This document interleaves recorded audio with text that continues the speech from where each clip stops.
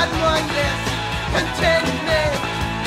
Well, I got mindless contentment. Well, I got mindless contentment. Well, I got mindless contentment. I don't wanna watch TV. I don't even wanna be with me. I don't wanna do anything. I don't wanna do anything, anything, anything. Well, I got mindless contentment. Yes, I got mindless contentment. Well, I got mindless contentment. Well, I got mindless contentment. I know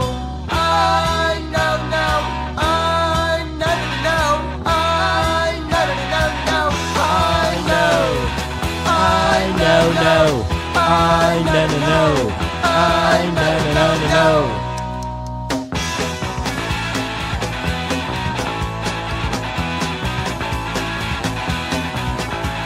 Well, I got mindless contentment.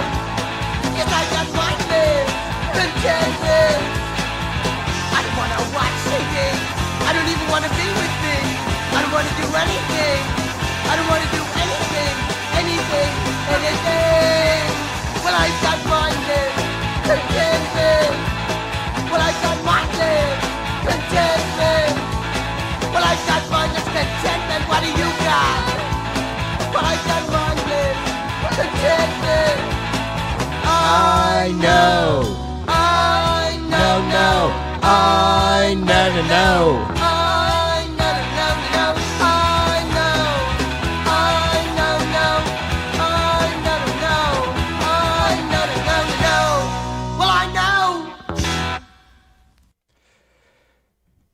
James is in the house. James has joined chat properly. James has properly joined chat.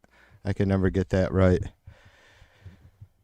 James, what's up, my brother? Cheers to you.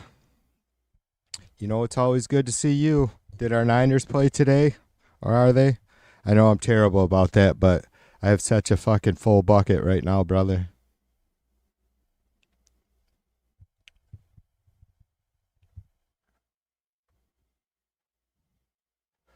When I first got off, I had a bucket full of thought. When I first got off, that bucket was surely full.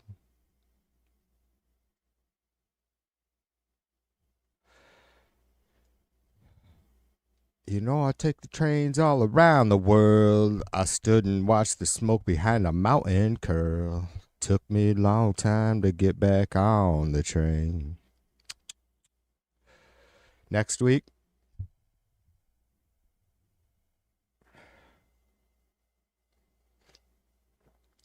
I guess I got to look up those Cowboys Niners games or see what if I'm assuming there will be one. Niners and the Seahawks. All right. All right. Looks like we're having fucking barbecue chicken next week, James. Barbecued sea hag.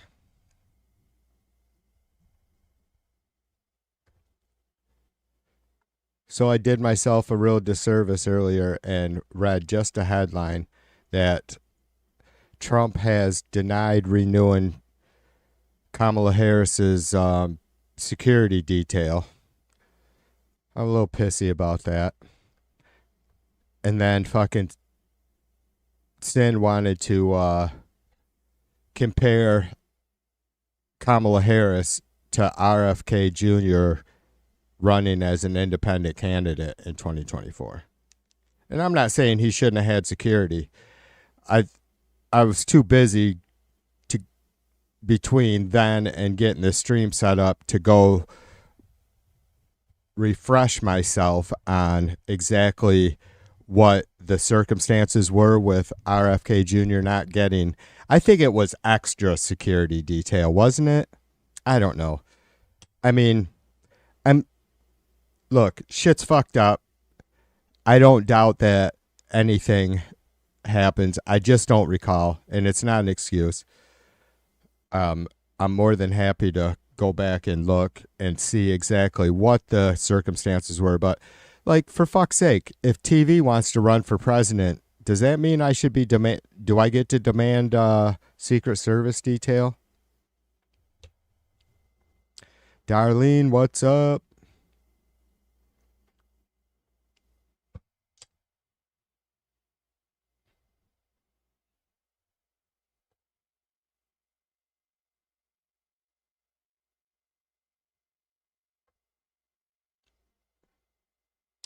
I know.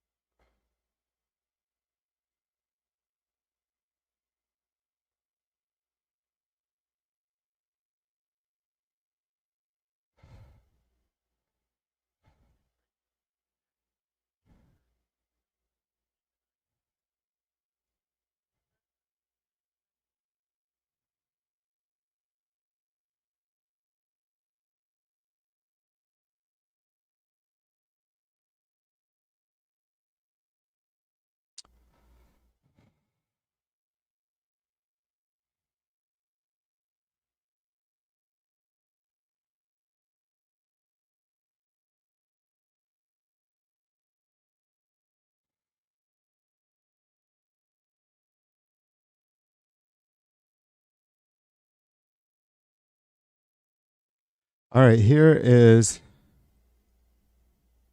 a little report from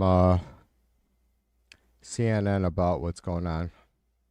President Trump is revoking Kamala Harris's Secret Service protection. That's according to a letter that the president personally signed. Now, as a former vice president, Harris is entitled to 6 months of protection after leaving office. But President Biden signed a previously undisclosed directive extending her detail for an additional year. CNN's Isaac Dubert broke this story. Isaac, you reviewed the letter that President Trump wrote. What did it say? Well, it said this, Dana. It's a memo from the president to the Homeland Security Secretary, and it says, "You are hereby authorized to discontinue any security-related procedures previously authorized by executive memorandum beyond those required by law for the following individual effective September 1st, 2025. Former Vice President Kamala D. Harris," and then it's signed by the president. That's the full extent of the letter. There's nobody else who's included in this. And this, as you said, she had protection that took her through July 21st, 6 months after leaving office.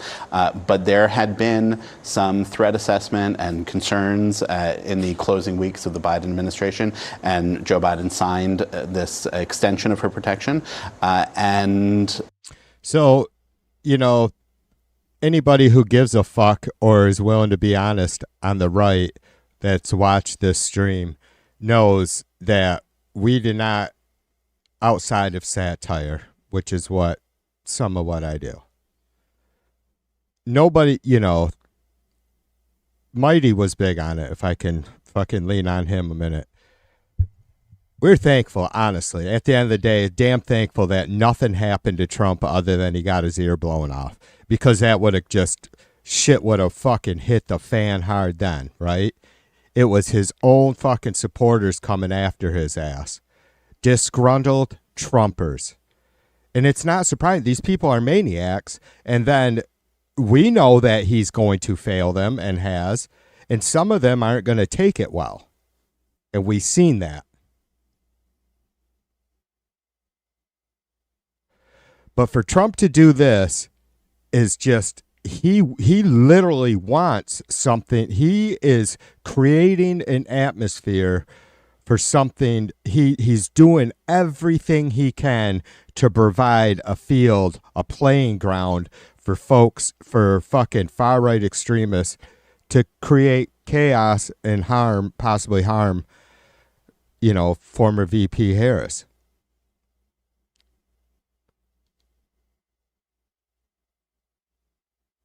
And so I said today, I think the sooner, however it happens, that Trump can be removed from office, the better. For fuck's sake, wait till we get into the shit I have prepared. You want to see how he's attacking the best of Americans? Folks civil servants, man. Working for his administration, other administrations. Donald Trump revoked it with this letter. We have gone to the White House and asked them multiple times what happened here. They have not given us an answer. I can tell you that we've got more CNN reporting that says that we've talked to the Secret Service, and they have said that the directive came fully from the White House. It was not driven by the Secret Service here. Do we have any idea what the current threat assessment is? I mean, she is first female person of color to be vice president of the United States. Yeah, and more than that, of course, she was the presidential nominee, so it's very high profile.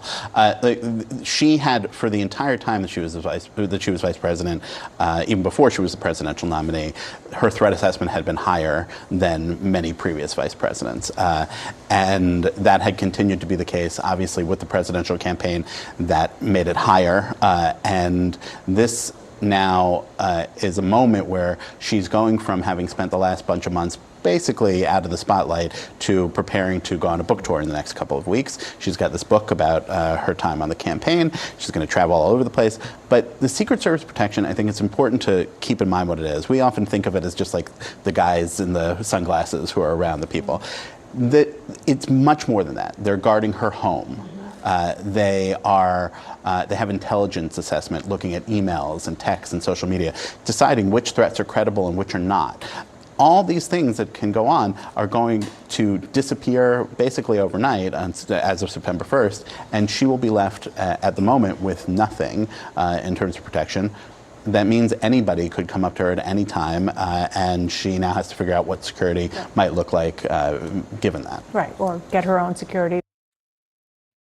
And that guy makes a great point that it's not just about like bodyguards. You know what I mean?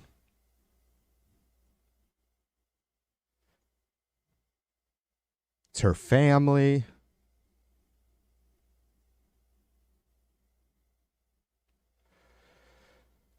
So yeah, just more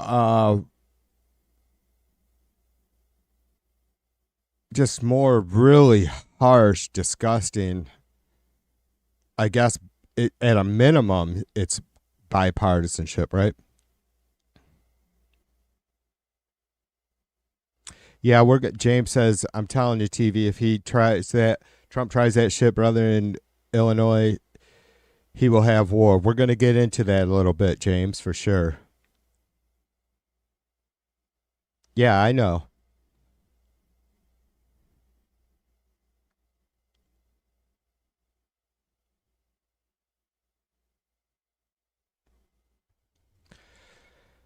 Fred, what's up, my brother? Welcome to the stream.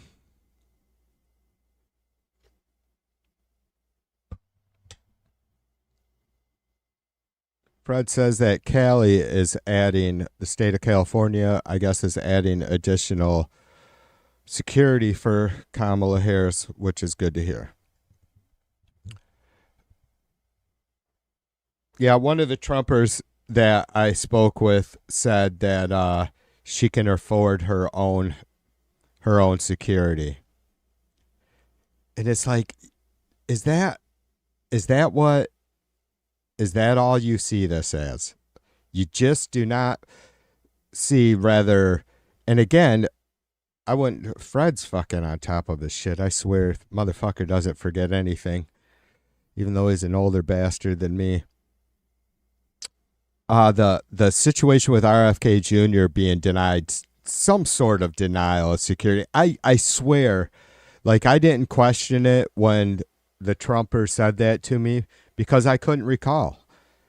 I did recall that there was some sort of issue. I couldn't but then when I started the stream, I'm like, and mentioned it, I'm like, seems like it was something about additional security. Like maybe he was only allotted 1 or 2 fucking agents or some bullshit. I don't know.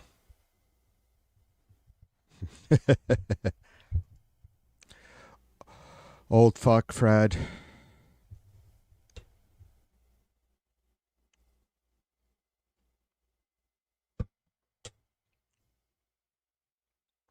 Tell you what, Fred, I'm starting to fucking, of course it figures like I hit 55 this year, so now I'm starting to look at what govy benefits I might have available, like for insurance, help with insurance maybe.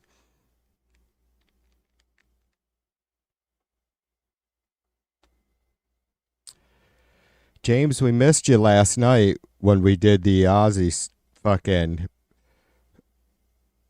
far right fascist stream. I tell you what, brother, it pissed me off. Like, it looked like in general, and I know you can elaborate on this. It looked like in general, there was a protest of march organized by the far right fascists on anti-immigration, and it looked like there were more counter protesters that came out there, and so the far right march had to be protected by cops. But maybe not every, but there was one, I guess. Surprisingly, I came across like 5 different fucking streamers for over the course of the night last night from Australia. Some in Adelaide, some in Melbourne. But it's like these motherfuckers, and I know you know better, and it's not, you know me, brother. It's not like I'm beating up on Australia because like unfortunately seems like America is for sure at least a hot spot for fucking far right fascist Nazi, cult bullshit. But it's got a stronghold again in Europe and certainly in Australia, even places in Canada. But it's like, man, these motherfuckers are just out there screaming the N-word, and it's like, holy fuck. I'm not sure. I don't know if you could, you could do that here. I'm not sure that I've even seen or heard of, obviously it happens, but like, holy fuck. Did they get beaten up? I seen that there was a little bit of a scuffle, and that's why I started streaming. Like, I'd been watching it for like 30 minutes, 45 minutes, and then it started getting a little chaotic and pushy, so I brought up the stream for an hour or two. Fred says he's only turned 54. Are you, brother? I didn't know that. I thought you had like literally like a year or two on me for some reason. Maybe it's just because I feel so young and vibrant.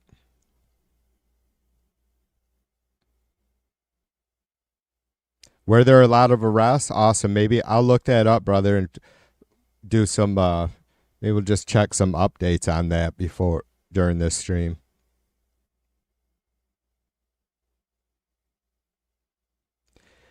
Yeah, I tell you again, James, it was nice to see that like the organized march and protesters were like minuscule compared to all those folks out there peacefully surrounding them, like telling them what a bunch of fuck sticks they were, right? Yeah, that was good. And dude, that's why I fucking stream that shit, to show what kind of fucking sick nonsense is out there.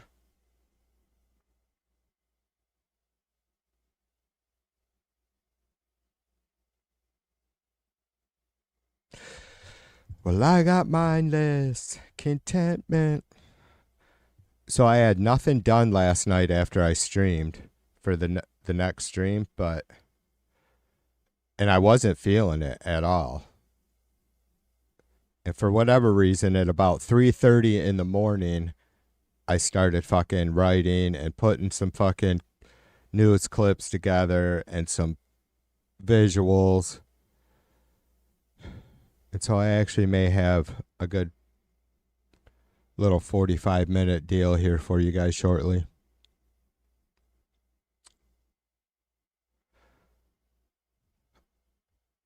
I was a little disappointed. I had thought about talking about it earlier in the week, during the week, and with the U.S. ships near Venezuela, right? And sadly, I seen Steve Lookner came up. Breaking news. Will U.S. invade Venezuela? And thankfully, right off the bat, he got on and said, look, every worthy expert I've seen says that the U.S. will not invade Venezuela. I'm like, then why do you fucking title your streams like that? It's like, dude, you don't need to fucking title your streams with a clickbait title. You know what I mean? The motherfucker had 5,000 people in his chat before he even went live. I don't get that. I don't know what is like. I've been subbed to Steve for, I don't know, a long time now, 6 years, 7 years, a very long time. And I feel like he's fucking getting worse about that when he doesn't need to. Like his humility and keeping shit totally fucking, nonsensical is what got him so big.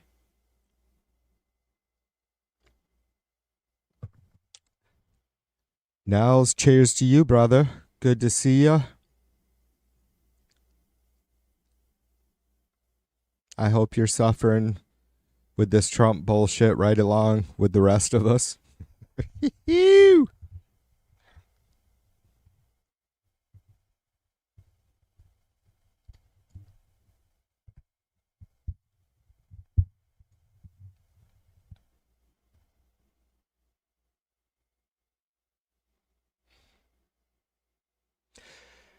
I don't want to do anything.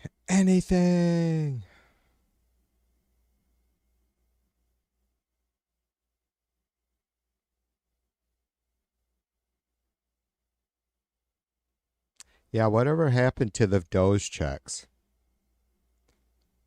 I heard Trump is spending the money that I heard that all the money that Trump was going to send taxpayers for Doge, he gave to Big Balls to buy a new car or whatever, get a new face, new life.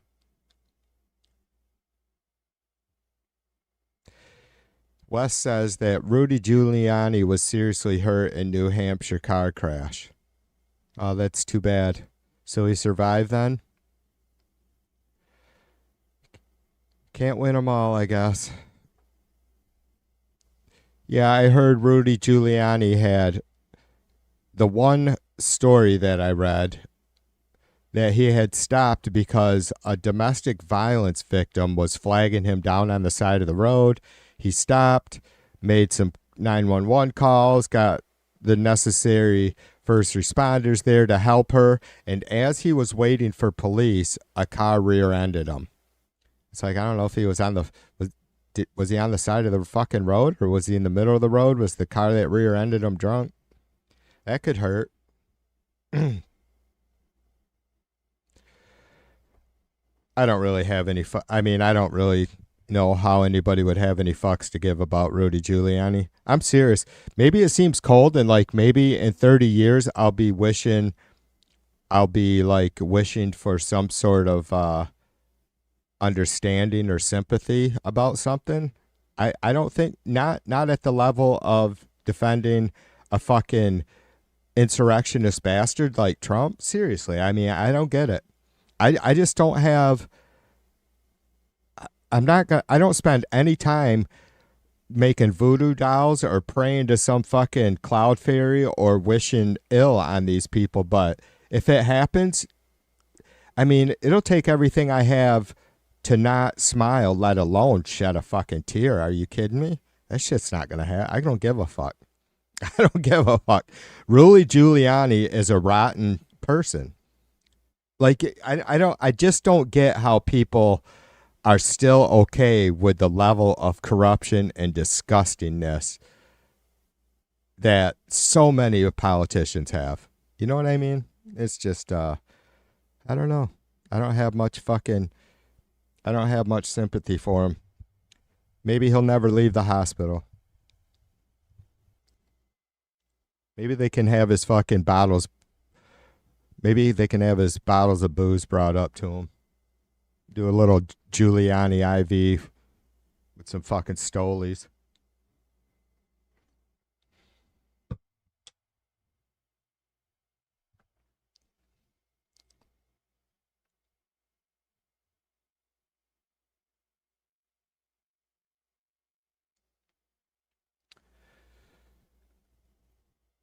Fred says the Niners are going to the Super Bowl. They already bought their box seats. Yeah, we're going to kick some ass, plain and simple. I'm not even going to give Fred shit this year because I understand what a desperate situation his team's in.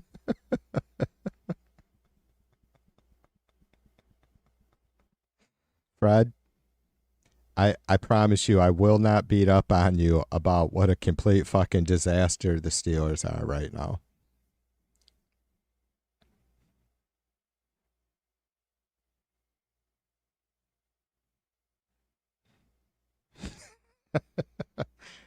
Agel says you got a bigger chance that for Santa to show up and give your kids the toys that tariffs doubled in cost than ever seeing a Doge check.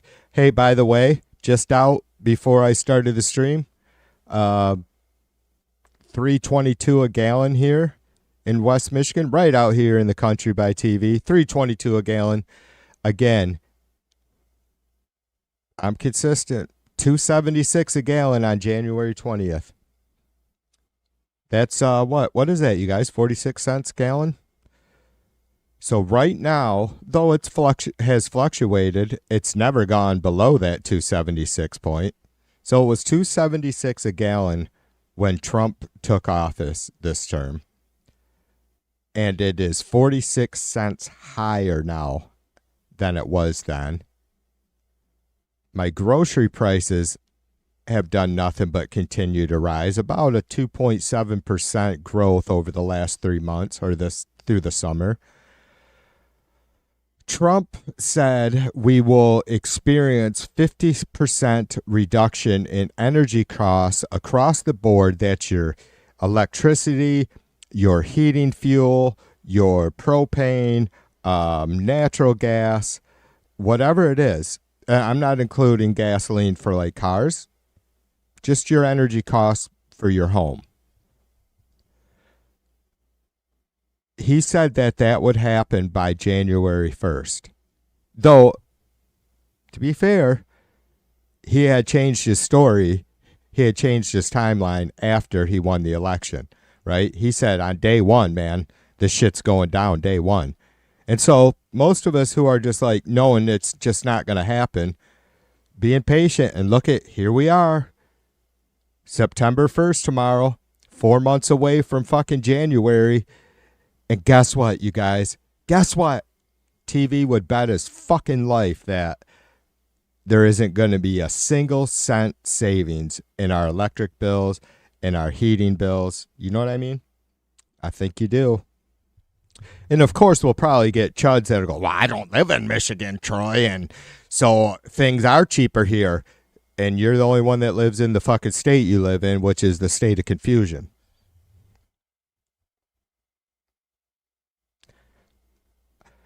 I started to wise up fucking 15 years ago, so I don't heat with anything but free wood anymore, other than the fucking cost to my back and gasoline for the chainsaw.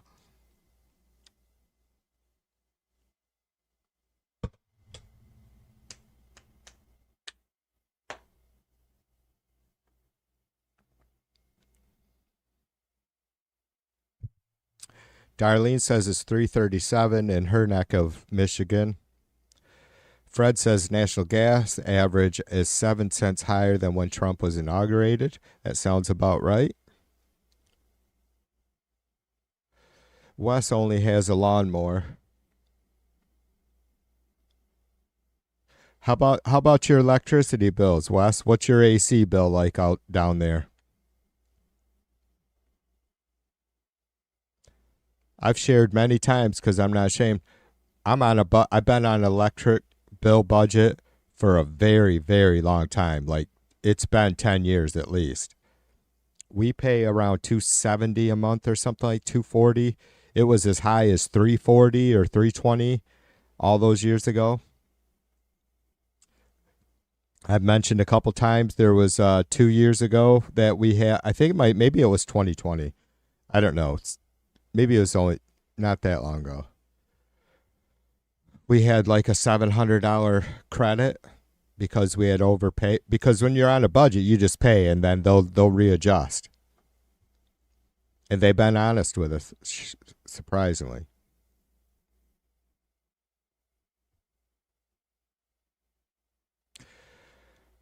Jay says it took Superman flying backwards around the planet reverse time just to keep the apocalypse Lex Luthor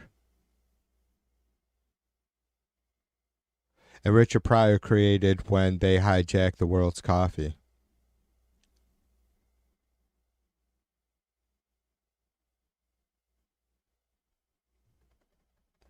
Wes pays $200 a month for his electric bill, but he's by himself.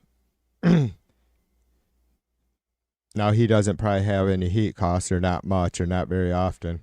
Do you just do space heaters if it happens to get chilly at all for you, Wes, or do you have some sort of reverse heat pump or whatever they're called?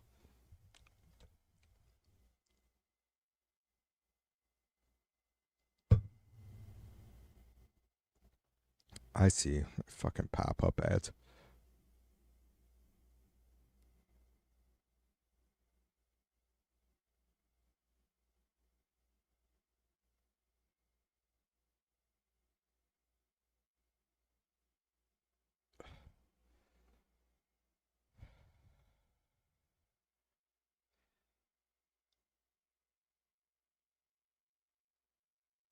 I do remember Richard Pryor being in some sort of Superman movie.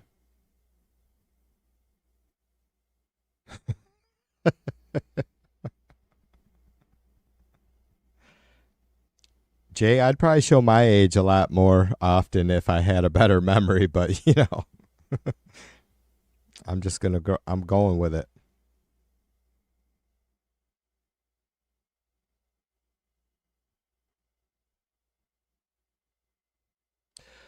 All I wanna do is chew some gum. I got a feeling I'm not the only one. I like a good beer buzz early in the morning.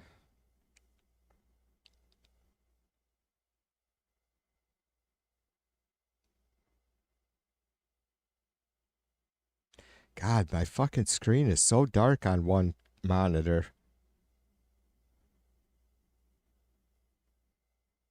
Weird.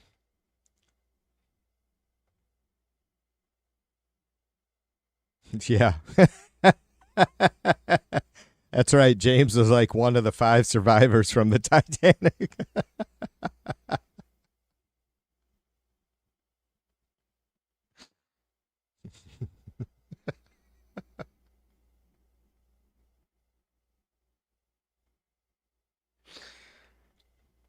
That's funny.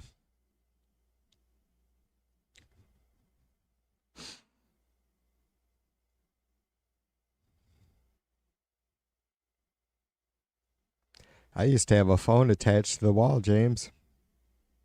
Like you could, and then they started making these fucking springy fucking 200-foot phone cords, right? So you could fucking walk all over the house with it. Laura, what up, sister? Cheers to ya. Laura Malcolm in the house. Well, I got my live contentment. Well, I got my live contentment. Well, I got mine is contentment. What do you got? Well, I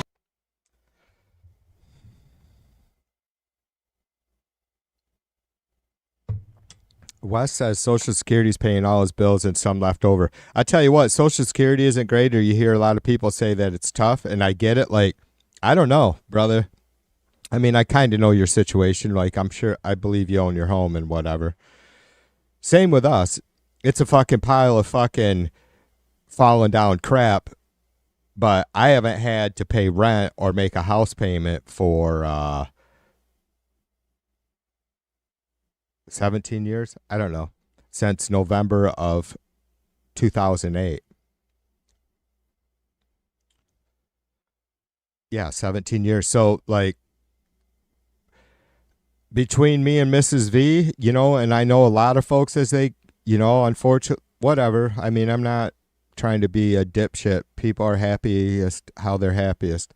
I'm just saying I'm thankful that me and Mrs. V are still have an amicable relationship because it'll make it easier.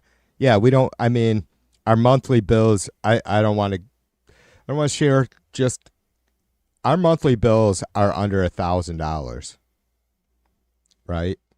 It's because we don't have any debt. And, well, fuck, I just told you that our electric bill is like $270 a month on a budget. So you can see that's about a third of my fucking monthly liabilities. That doesn't include gas and fucking favors, party favors, right? Like our trips to the fucking dispensary or pop off, but vodka, but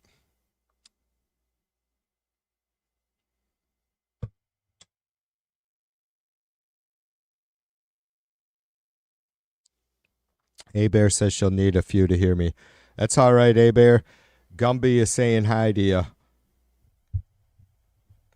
What's up, A-Bear? Is that, how does Gumby sound? What's up, A-Bear?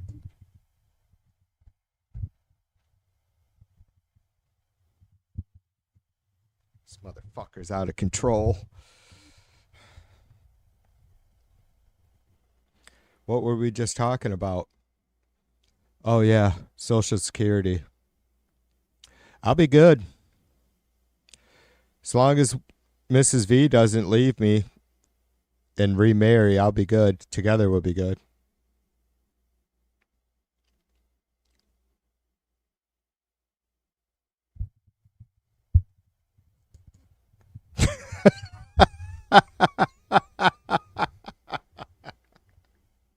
Wes says his dad is 90 and he stands to gain a lot. I don't think I got one thing when my dad passed. And my aunt, his sister, did say that she had all his records for me, but I never got them. Like, I just never made a effort to go get them. That would have been cool. Before my mom passed, she started giving Mrs. V everything that she kind of wanted her to have. Like, and when I say her, I mean Mrs. V, like, because me and my mom had an understanding. Like, I got the chest that my great uncle made, and right when he returned from the Korean War, so that was cool. Like a fucking wooden chest, right? It's nothing super fancy, but fuck, I don't know. It's got to be. I don't know. It's got to be 75, 80 years old now, if not more. I don't know. And so it's just shit like that I like. But then other than that, you know, I only have one sister. So, but my sister has two girls and I have two girls. So my mom kind of handed out everything she wanted to go to whoever before she passed, which was cool.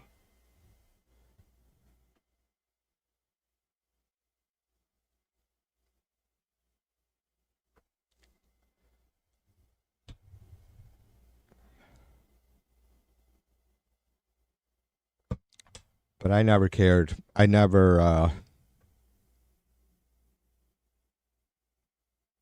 I mean, like, I feel like it would be great to, it'd be neat to leave your kids a whole big bunch of money, I guess, or things, assets, I guess, whatever. But I think it would be better to,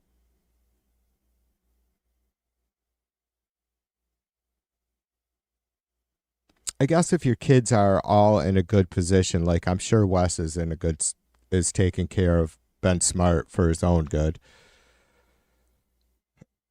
Like, and I look at my kids, all five of them from 21 to 34 are all doing better than I ever did financially in life. And so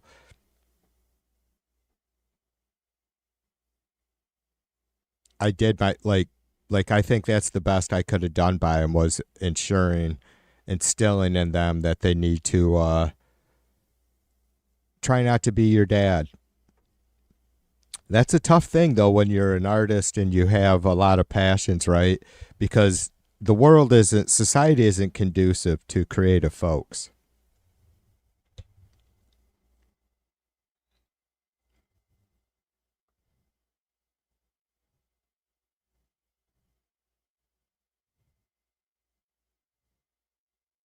Yeah.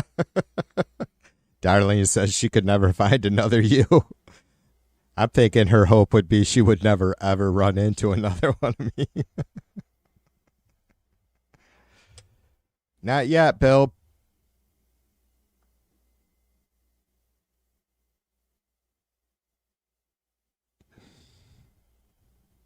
Not yet, brother.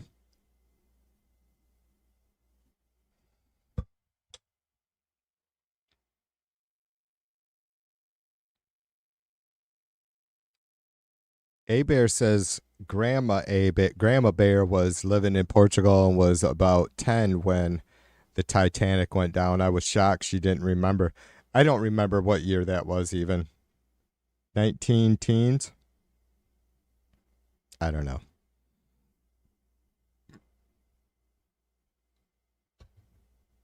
Wes says we're both leaving the money to each other in case I pass. Yeah, but don't you have how many? You have two sons, right, Wes? Well, one for sure. I know you have a brother that you talk fairly well of, that you seem to love. Anyways, like, didn't your dad and your brother and your son, one of your sons or your son, get together over the holidays this past year? First time in a little while.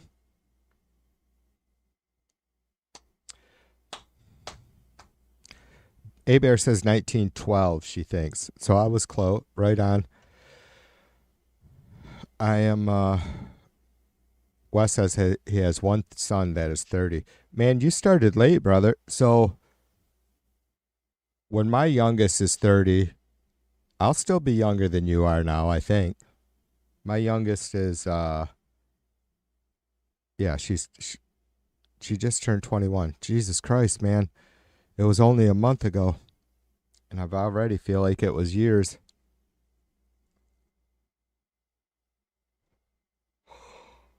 Oh.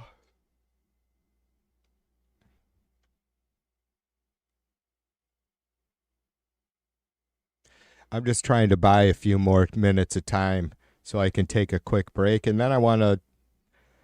You guys are going to have to let me fuck off for a while, but I hope you stick around. I'm going to get better at this.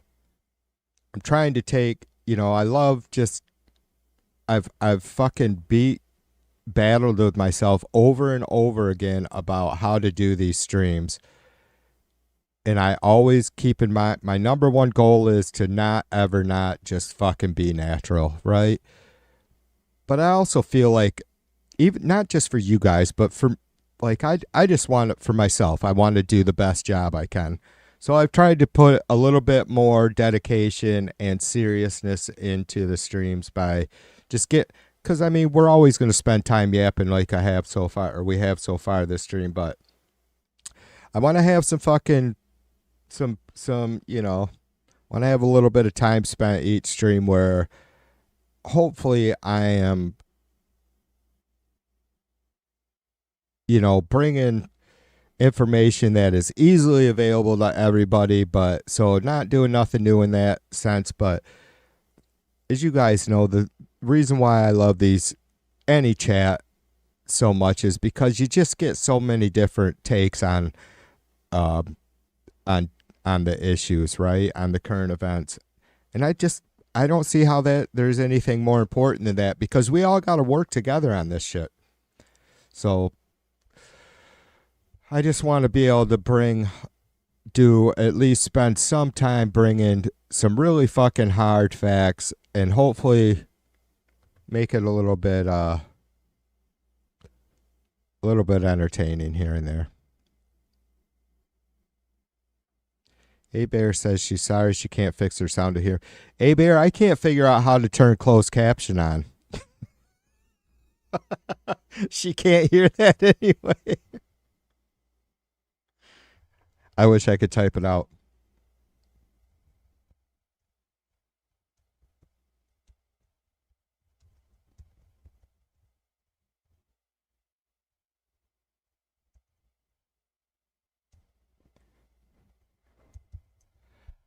I'm sure maybe you have to turn on closed caption before streaming. I just never think about shit like that, and I kind of it's like kind of a dick TV. I mean, like there could be people that you're fucking just kind of marginalizing or whatever, leaving out of the fucking stream because they can't because they're deaf or whatever, you know.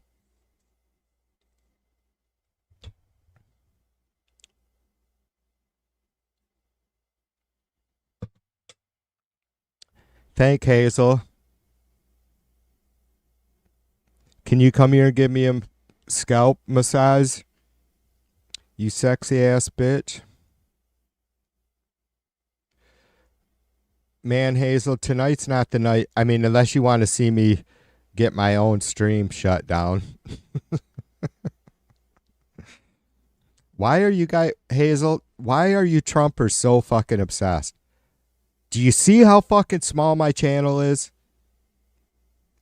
Am I really a threat to your fucking fragile ass fucking self-loathing fucking Trumper mindset? Am I really a threat? Are our chatters here really, are the conversations, are the topics, the subject matter, are we really fucking tearing your fucking fascist life apart, you little bitch?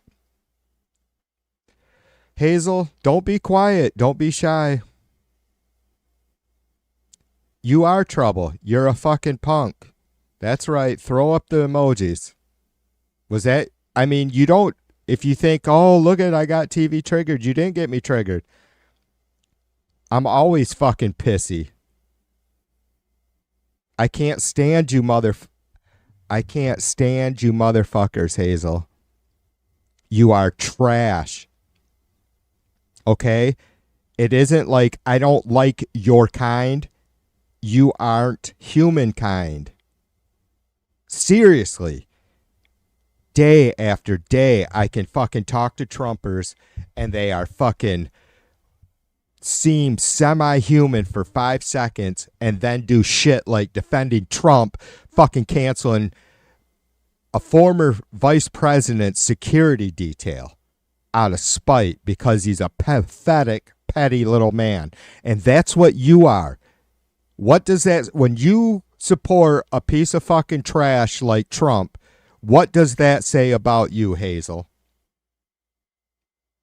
I know what it says about you, and you know what it says. That's why you slither around the way you do with your fake little fucking name or pictures or whatever. And look, I get it. Not very many people just go on YouTube and, you know, aren't afraid to share who they are.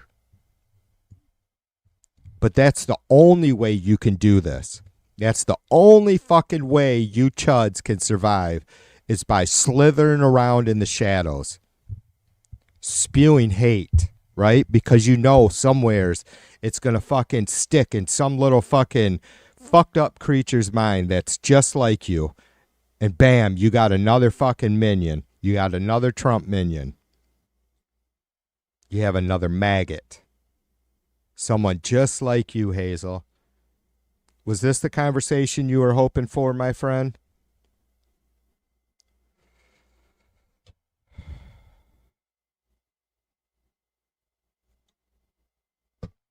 A-Bear says, I tried running a video loop on my live stream, and I pretty much broke the system. Use some super fantastic processor or bad rate I lack.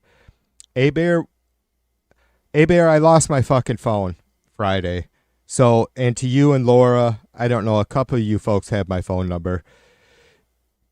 It sucks, but I can email you, sister. If you have any questions, like it's going to take, I don't know how, if you're streaming off a laptop or a desktop, and I don't want to drive you nuts with shit, but I'd love to help you out with it. It's just going to be a matter of you keeping any sort of background processes to a minimum while you're streaming.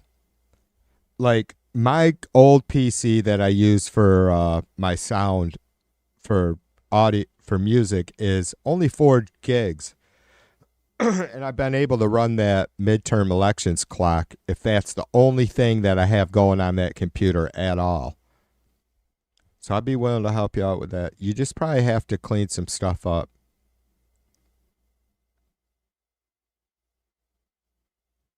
Oh, is Hazel a she? I wouldn't even have known.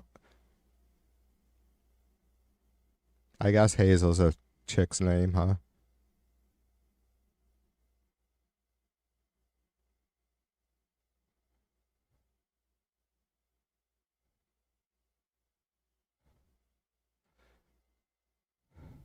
Hazel really went to town after I started going to town, didn't she? It. You're an asshole, TV.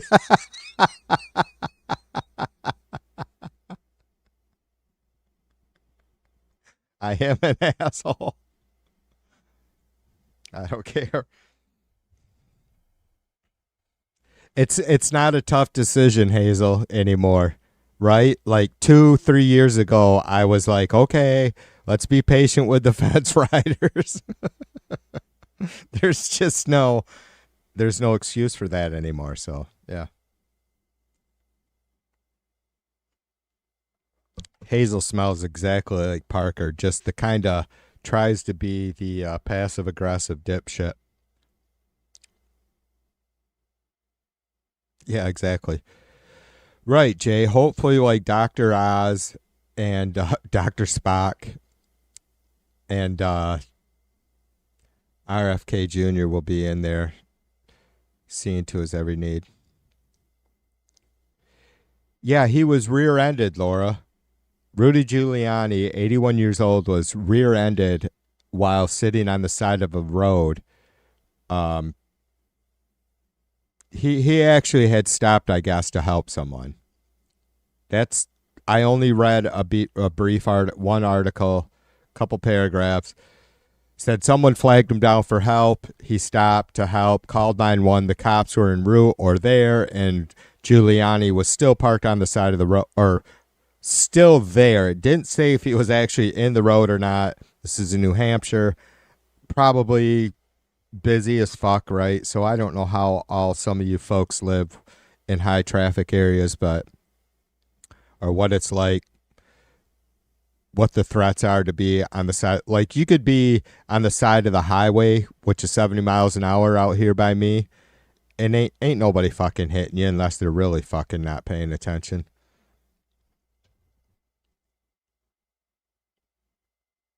We don't even have like emergency lanes out here or nothing like that.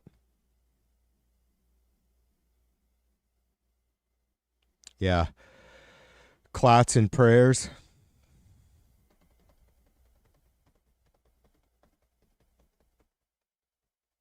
Still, man, the best fucking scared catch-up video I ever seen was the first one where Rudy Giuliani was living in a refrigerator box.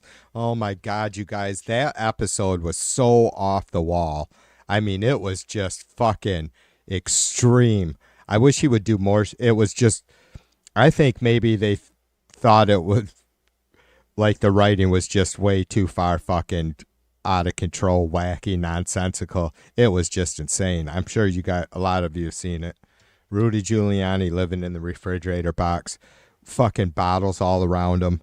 Oh my God. That was some of the funniest shit I've ever seen.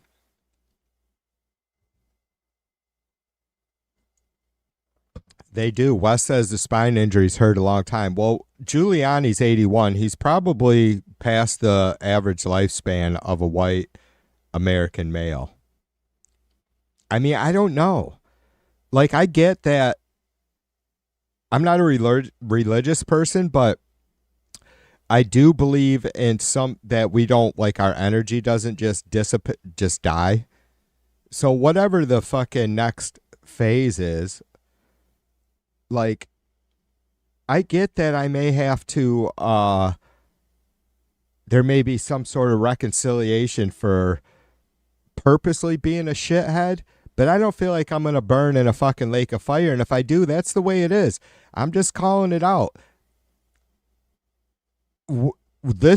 Our world isn't going to change until we start hammering down on just the most disgusting pieces of shit like Rudy Giuliani, Trump, and every one of you Trumpers that support him. Yes, you as kind as and you know, as respectful our exchanges may be, even though you some of you Trumpers think I'm a fucking dickweed, and I can be to you, you still engage with me. No matter how you look at my attitude, my thoughts about you are just in the dirt because that's where you are. Like, I just know I have nothing to gain from sitting here kind of doing what I'm doing at the moment and just fucking beating the shit out of you. But you are useless humans. Seriously, there would be no fucking nothing to fucking lose at all if every one of you motherfucking Trumpers that voted for him in 2024, I don't give a fuck where you are financial, level,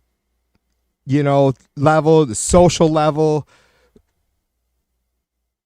right? Celebrity level. I don't give a fuck who respects you in the community. Do you understand that the world would be immediately better if 70, 80 million Trumpers just like that gone? Where is the fucking the great harvest? Where's the harbinger? Where is the fucking catching up of all the fucking the Trumper souls when you need it to happen? I'm serious. Maybe even some of my friends and family here are like, all right, TV, settle down this. No, you guys tell me when these folks can just blatantly vote for not just an insurrectionist, or maybe he was a rapist, or maybe he committed a bunch of felonies, or maybe he cheated on his wife, or maybe he just in public fucking many times over and over was more than willing to share what a complete fucking misogynist piece of shit he is. You guys tell me how those folks continuing in our society is going to ever do anything to improve life for anyone, including themselves. I can't stand them. I've said myself that it's in our best interest to continue to hold on for the Republicans that have some sort of sanity. What defines that, you guys? I'm serious. At the end of the day, I know you guys' heart is basically like mine in that sense that, look, we're not getting anywhere by doing what TV just did and fucking spewing a rant. But is it hurting us? I mean, and is it the truth? I mean,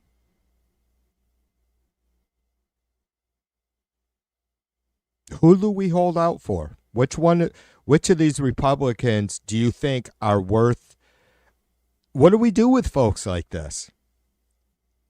I'm not saying that we need to lock them up, torture them, do all kinds of crazy fucking psychological testing like all the psych hospitals back, the scary ones that we hear, the nightmares. You know what I mean? Like, I don't know what to do with them. I'm just saying that if they instantly disappeared tomorrow, 80 million people that voted for Trump, this society would do nothing but benefit from that. There is nothing to gain from these people in any way, shape, or form when that is their primal mindset. Prove me wrong. I'm not perfect. I'm far from it. But what you see is what you get, and you will never, ever get or see from me someone that just is like, fuck you, I'm voting for a rapist. This son of a bitch staged a clear fucking coup and attempted takeover of our government, and I don't give a fuck. I appreciate you guys. You've wasted about an hour so far of your time that you won't get back. I have to go make a cocktail now. Maybe run around the house, take a few deep breaths, go to the bathroom, and I'm going to be back. I got a bunch of shit to share with you guys yet. I do, so I hope you hang around. All right? I'll see you in a minute.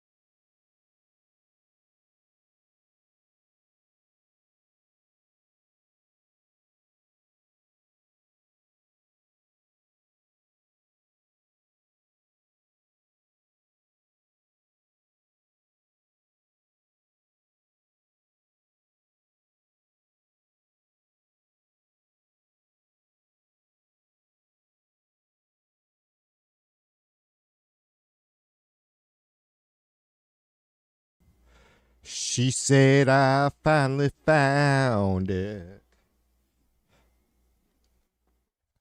what I was looking for. A Bear says, I don't know if she was talking to me or not. Probably not, because she probably can't hear me. A Bear says, I'm not sold. People have the power, and maybe D's were asleep at the wheel, but just think about how many Trumpers you know with buyer's regret. Well, I do agree, A Bear, that we were asleep at the wheel, and the people do have the power.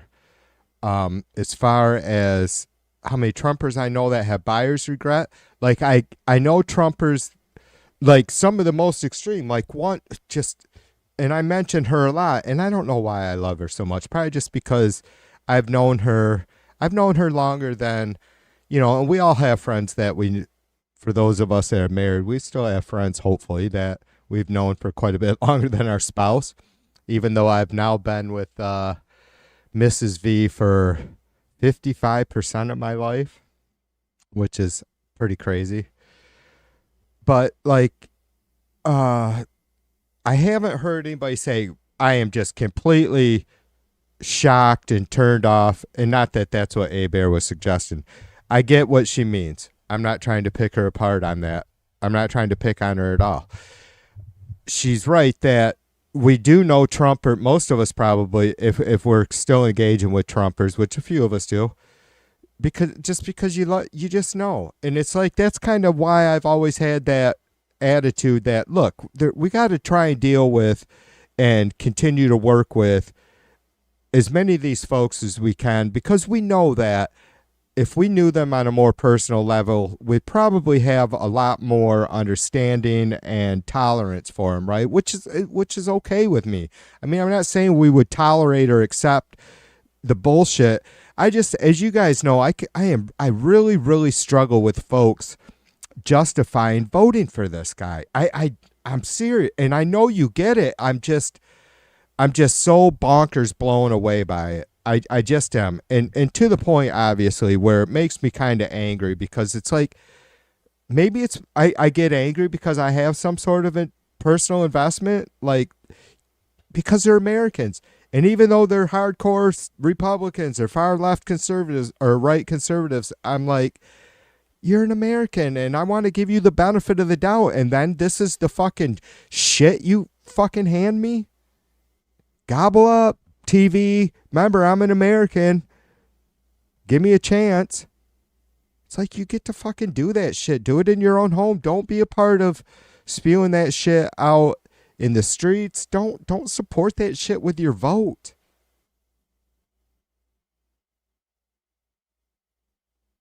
The complete denial of the seriousness of the crimes committed by Trump, and then all the fucking completely, so far, over years, proven hollow allegations against the Dems, right? I don't know. I'm frustrated.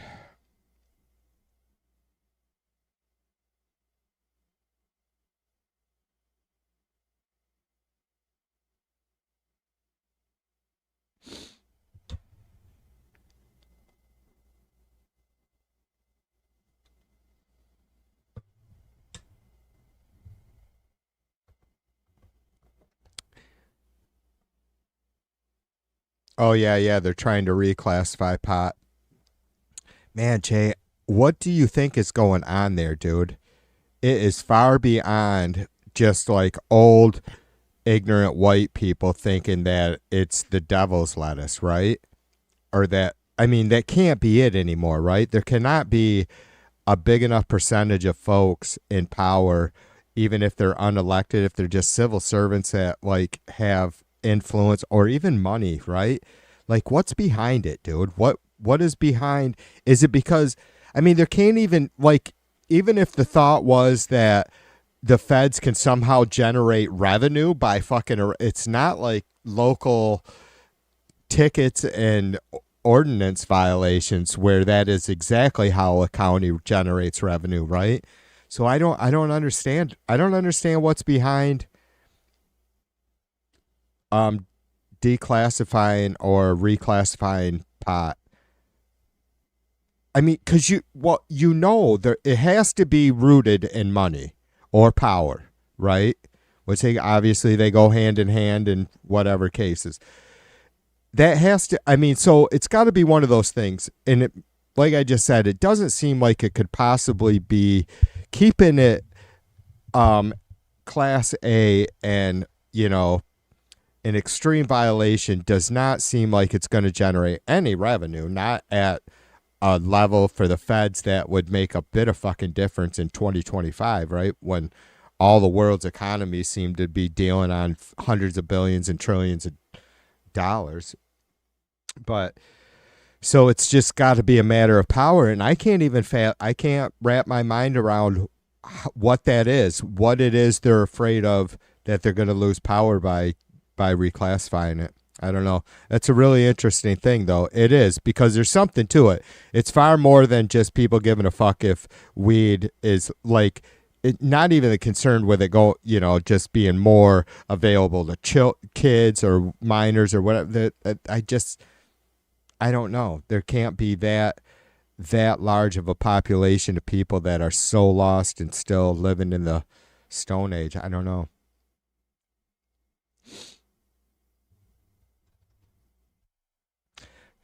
Maybe Travis, for once, has a good point. Travis says alcohol, tobacco, and pharmaceutical lobbyists don't want it.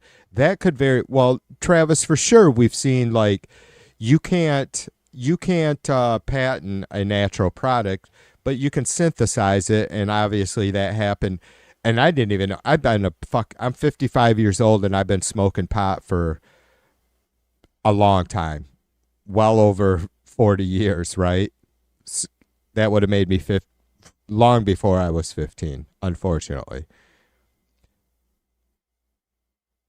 But so, like, I didn't even know, and, like, you know, me and my adult son, we've been growing ourselves for, I don't know, half a dozen years or so, maybe a little bit more, on and off. We haven't done shit lately because it's just too cheap. It's too cheap. But, like, I didn't even know that they had actually made and patented synthetic cannabis or marijuana or THC, however it's categorized or in the patent or described, until just a few years ago. So in a capsule form, right? Which is odd because, and Jay would probably be able to certainly be able to elaborate more on this. Because, it's all about bringing, when you smoke it, it's about it's curing. Now, and Jay, I kind of want to ask you about this too, because that dumbass Tide might have actually taught me something the other day, even though he wasn't talking to me. I was just reading his conversation, that if it's cured properly, that's what changes does the chemical change, where normally, or in the past, we've always just assumed it was once it was set to a certain temperature, like burning it or putting it through a steam vape.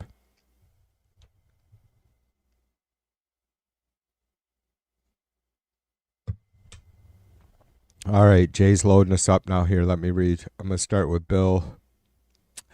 Bill says, let me put it to you this way. Former Republican Speaker Boehner is a huge investor in legal weed farms. It's exactly money and power. Conglomerates want control, no backyard mom and pop growers. I got you, Bill, but that still doesn't explain why. That doesn't explain why they wouldn't want it reclassified, though. Oh, all right. It does a little bit. Could that really hurt? I mean, I guess any chunk of the pie is going to be too much for these fucking Republican sick bastards or conservative people, capitalists, to allow to just let go to the. I got you, Bill. I can agree with that somewhat. I just wonder. I guess you did make your point there about, because my thing is why would they be so against reclassification? And then when the first half you commented about them being invested in legal farms, well, still, why would reclassification affect them at all. And now I see what you're saying, because then it would be okay to do the black markets and all that shit. But still, but that's never going to stop. And you got to, and I mean, that's just never going to stop. Are they that stupid still, little brother? In 2025, are people like John Boehner dumb enough to think that if you make, no matter how harsh you make the penalties, you're not, black market drugs, especially if there's these huge regulations on the drugs that Americans, and I just say Americans, me being one, because we love our drugs. You get fucking idiots across the board, across the aisle saying, America has a drug problem and all this shit, we got to stop this shit coming in. It's like, you know why it's coming in? Because Americans are buying it. This shit isn't coming in and then being forced onto Americans. We're like, bring us the fucking drugs.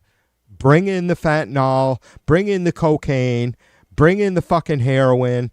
Bring in the fucking pot. Well, now we're growing the pot ourselves, right? I'm dead right on that. I mean, Americans love drugs. We do.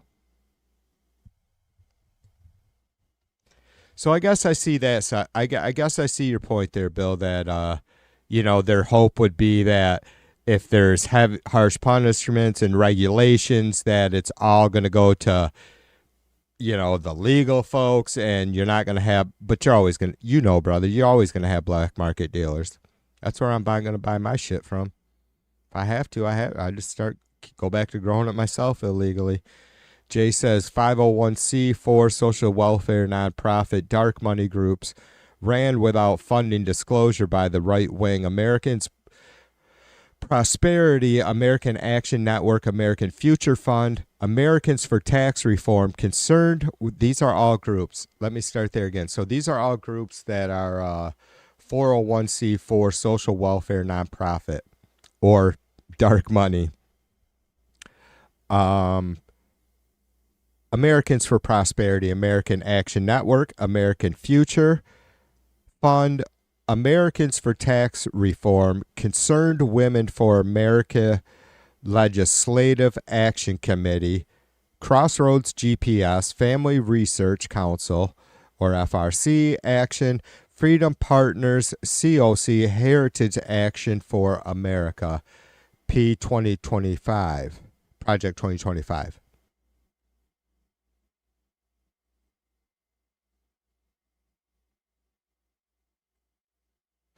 Marlboro Freedom Trust, National Rifle Association, NRA, Tea Party, Citizens Fund, the Club for Growth, the Concord Fund, the Rule of Law Trust, Turning Point Action.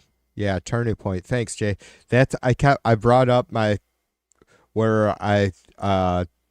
fucking rally that Trump did last fall, where he went bonkers on the windmills, driving the whales crazy and talking about the EVs and driving out to get to Idaho to buy potatoes. Like, that was all one it was at Turning Point, one of those Turning Point places or gatherings. Bill says it's a multi-billion-dollar turf war. Biggie's against the startups. Won't be long before you can buy a Marlboro joint, but won't have as many choices as now. I'm already pissed, Bill. Like, I just want regular skunk bud, and I can't find it. It's over there. This is the last of my peanut butter crunch. Mrs. V got me some top smoke. I can't remember what the fuck it was called. Oh, Runt. It tastes like a fucking somebody set a fucking goddamn tire on fire. I'm like, what in the... And I had this, it was a couple months ago. I'm like, this is some bullshit. Who the fuck? There's no way my taste buds are so far off that it tastes and smells like you're burning fucking rubber. Not plastic, rubber. I'm like, this is the most disgusting fucking crap. It was worse than the fucking garlic cheese bullshit. What is up with Jay? Talk to me, brother. Why can't I just have some fucking Sensimilia, some Red Bud, maybe some Colombian Gold even. Like some of that some really fresh, well done Colombian Gold. Some fucking shit that stinks so bad that you can smell it a quarter of a mile away just in your pocket in the bag. That's all I want. Just some bright green, nasty ass fucking skunk bud. That's all I ever want to grow or smoke. I don't even care about the THC content or level. Seriously. Like, I'll smoke enough to get a buzz.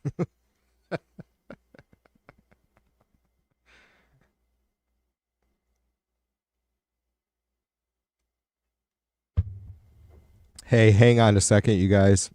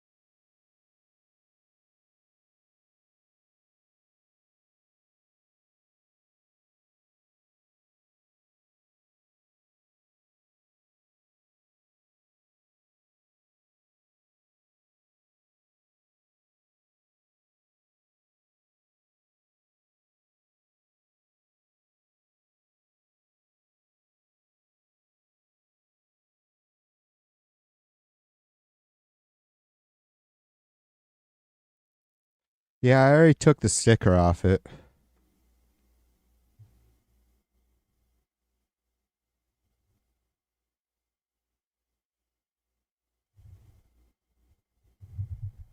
Says top smoke.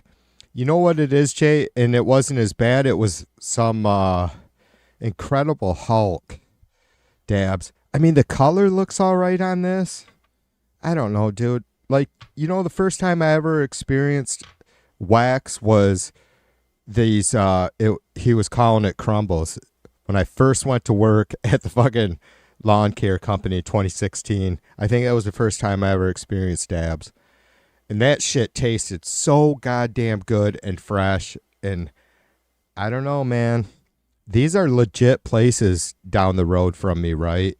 But I don't know, man. There's just, and I have to be honest. I've almost stopped smoking flower completely. I don't know that this is any healthier. Probably not, but I'm just, for one, I'm blown away by the cost. Like, it's, $10 to $15 for a gram, and it lasts me at least 10 days, which is a long fucking time. A gram of weed would have never lasted me a day before.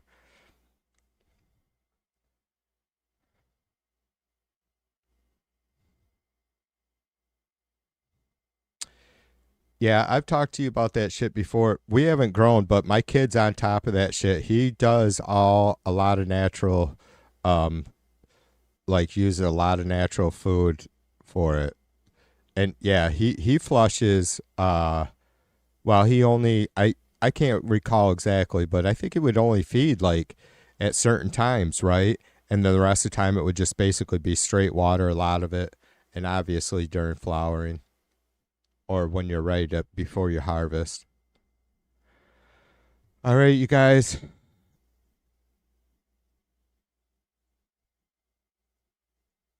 I'm not going to be able to see chat. Probably won't take me that long to go through this. I keep trying to make them longer. This is the third one I've done.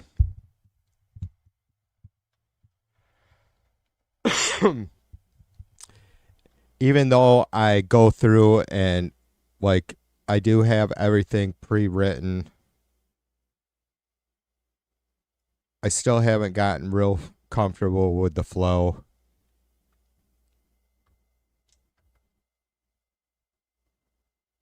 But this is the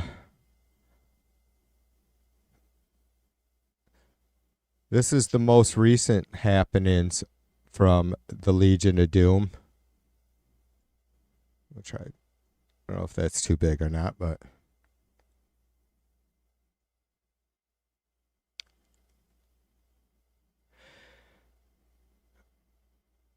And we're going to get started with that, with Cruella DeVille. Tulsi Gabbard, the independent thinker who somehow manages to make both Democrats and Republicans roll their eyes at the same time. Recently, she stirred up controversy. I got to get rid of these.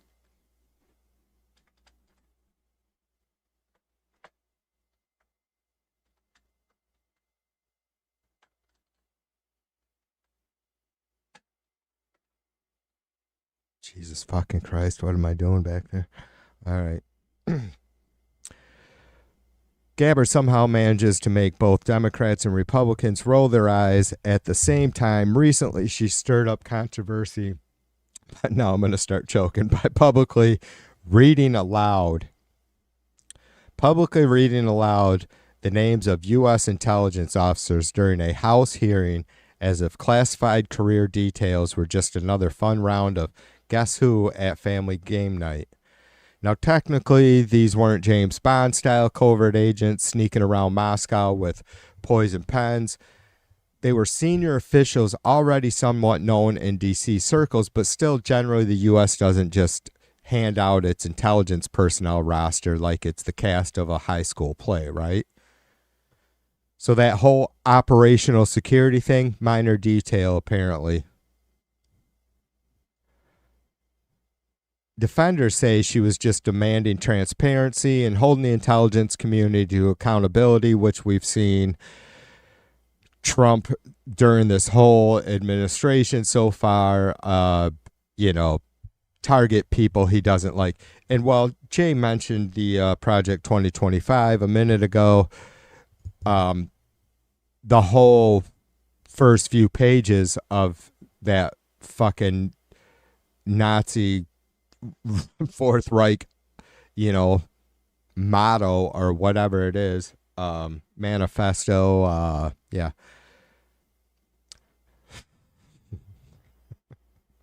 Now I'm getting off track.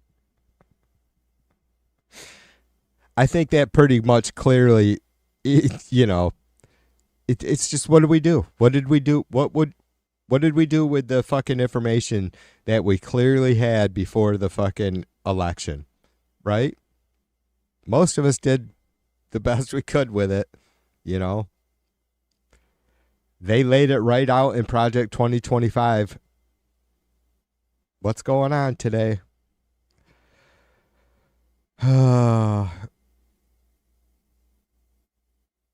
So defenders say that critics, aka pretty much anyone who's ever worked in national security, called it reckless grandstanding because nothing says responsible oversight like casually dropping names into the congressional record for adversaries to comb through later. Right.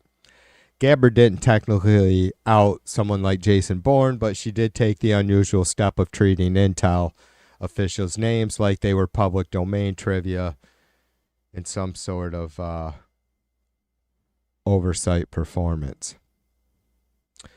The CIA officer whom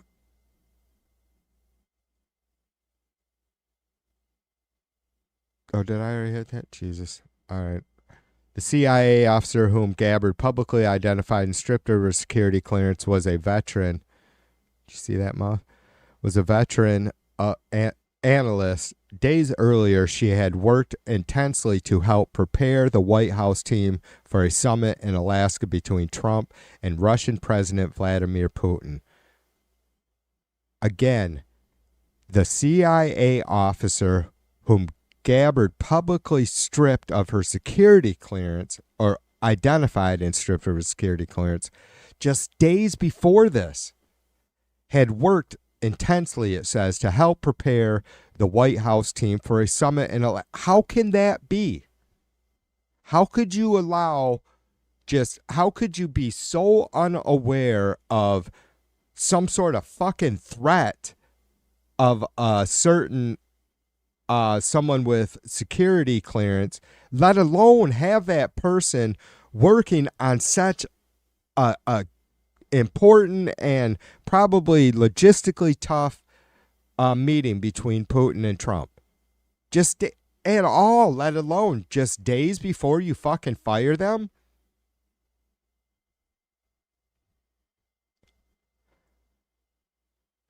She was due to take up new assignment for the CIA in Europe, according to 3 sources with knowledge of the matter. After the summit, the CIA informed the analysts that she had lost her security clearance, effectively ending her career. She did most of the prep for the Putin summit and to this day has no idea why her clearance was removed. That's a quote. Again, quote. This is from Gabbard. She did most of the prep for the Putin summit and to this day has no idea why her clearance was removed. Said a former colleague. I bet maybe Gabbard. Gabbard was a former colleague. Now, anyways, who spoke on the condition of anonymity, citing fear of retaliation from the Trump administration. Gabbard and her office failed to properly coordinate the move with CIA before revoking the security clearance of the 37 current and former officials, said a U.S. official and a source with knowledge of the matter. It appeared that Gabbard and the Office of Director of National Intelligence were unaware of the CIA employees' covert mission.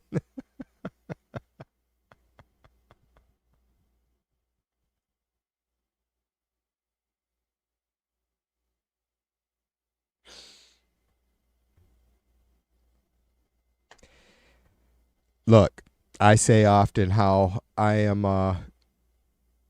I've struggled with remembering everything. So yeah, Gabbard, I guess she just was unaware of what her responsibilities were as the DNI. But that's all right. Gabbard had a chance to redeem herself, along with Hegseth and Bondi, and I don't know, has Noam pissed him off yet? So earlier in the week, Trump had a 3-hour cabinet meeting, better known as the North American branch of the Dear Leader fan club. Nothing like quite says functioning democracy like grown adults with Ivy League degrees and decades of government experience taking turns at the big table to publicly outdo each other and praising the boss's historic wisdom. Yeah, that's a quote there. An unmatched vision. So those are quotes from the cabinet members at the recent cabinet meeting earlier last week. And of course, his perfect phone calls forget policy briefings. This is performance art. So if you take, for instance, the secretary, whatever, who usually begins by solemnly declaring that no president in American history has ever been so divisive, so strong, so orange, that the attorney general nods gravely, adding that Trump's grasp of constitutional law is unparalleled. That notably ever specify which constitution. A few seats down, the Treasury Secretary will gush that the economy is booming thanks to entirely to Trump's unique skill in tweeting at 3 a.m. Meanwhile, the Agriculture Secretary, desperate not to be outpraised, blurts out something about Trump being the greatest farmer since George Washington, and no one would dare laugh at that. But we don't know that it was a joke. And of course, the best part of this cabinet meeting is watching the synchronized humility competition. Each cabinet member swears they are humbled to serve the president while trying to avoid the cardinal sin of speaking for longer than 30 seconds without using the word great. The Department of Transportation Secretary once reportedly practiced in front of a mirror for hours to perfect her, "Sir, it is the honor of my life," face. And God help the poor fool who forgets to look sufficiently reverent when Trump interrupts to remind them he won Wisconsin by a lot. He won Wisconsin bigly.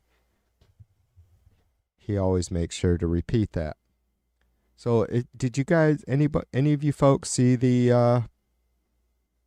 that 3-hour presser? I have to say I did not. You guys, I usually quite often stream that shit. I think it was literally the day or two before that he did a couple just holy fuck pressers. Like maybe one of them that day was with the South Korean president.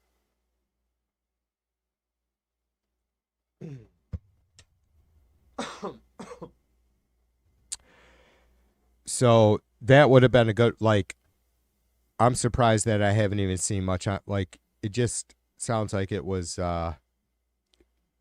pretty far out there bonkers for sure. But at the end of these praise parties, Trump beams as if he's just discovered fire, then pretends very convincingly that all of this is spontaneous and not an orchestrated, like a Soviet talent show.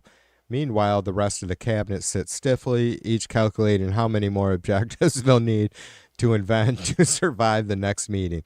After all, nothing says service to your country like publicly declaring your boss to be a cross between Lincoln, Jesus, and a really successful casino owner. Yeah.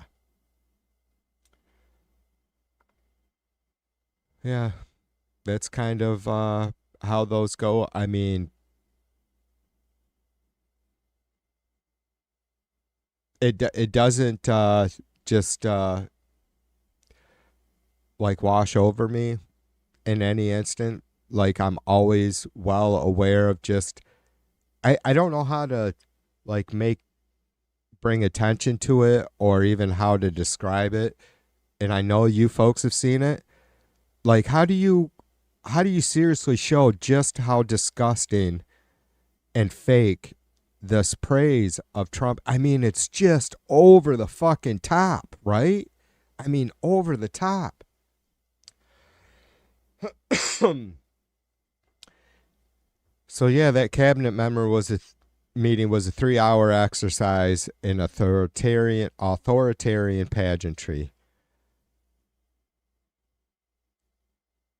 He stretched it into what broadcast is a 3-hour and 17-minute televised spectacle, his longest on camera, period of his second term. Praise parade, not policy discussion. Officials appeared to treat the gathering like less of a forum of governments and more like a contest in obsquenance. Why didn't I not read that word before ahead of time? Labor Secretary Lori Chavez de Reamer invited Trump to admire his oversized visage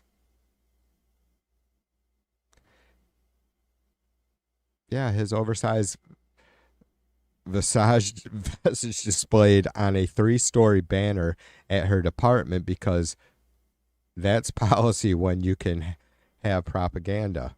Weird. Agricultural Secretary Brooke Rollins declared that maybe I better do a little more proofreading next time. This is the third revolution with Donald Trump leading the way. Seriously, these are real quotes. Third revolution with Donald Trump. I say Fourth Reich, whatever. Likening his leadership to the both 1776 and Lincoln era upheaval. Health Secretary Robert F. Kennedy Jr. praised Trump for saving whales on the East Coast, an eyebrow-raising claim with no scientific grounding. The special envoy Steve Witkoff encouraged that Nobel Committee to recognize Trump as the single finest candidate for a peace prize ever. Holy fucking barf. This wasn't a meeting. It was a masterclass in flattery and loyalty to drenched in absurdity, dramatic insufficiency, and authoritarian overtones. Beyond the syrupy praise, the event was widely described as chaotic, disorganized, and devoid of substance. Wow, that's surprising. I mean, I thought it finally clicked to me, and not that this would be their only reason, I guess, but I did have the thought earlier that, like, immediately, as soon as these motherfuckers were appointed to this position, book deal, right? Right? I don't know how big of a deal that is. Like, I'm not sure what these folks make. It's somewhere around $250,000 a year, these cabinet members. I'm pretty sure. I know that the last time I checked, I think it was last year, it was around $175,000 or $185,000 for most reps, and or maybe this was just reps. I'm sure the senators are somewhere in that same field, and then the speaker, it was $225,000 a year, and so I do believe I've looked it up before. It's somewhere. It can't be much. It's somewhere around $200,000 a year that these cabinet members make. So, and they all have connections, right? Before this, most likely, and certainly will after. But it's a book deal. It's a done book deal as soon as you're confirmed and appointed, right? And so now go 7 months into this insane fucking administration, and you think, look at Bondi. I mean, Kash Patel's already a fucking writer. He does all kinds of fucking child grooming books. What a fucking freak show that shit is. Maybe one day we'll just be able to tear into that, because I don't know. I don't give a fuck. I talked to my daughter, my oldest, the other day when we were over there, because I've shared with some of you guys, sadly, they're moving out of state. It's like, I don't know, I can't remember why we were on the conversation, but it's like, look, you know how much I love kids. People are out of their fucking mind out there in this world. I said, you know how much, I can just, and maybe, some folks, and maybe maybe there's no better balance than what I got, right? Like, maybe I'm not going to mature anymore. But thankfully, I'll always be able to hang on to flopping down on the grass with the grandkids, right? So I don't understand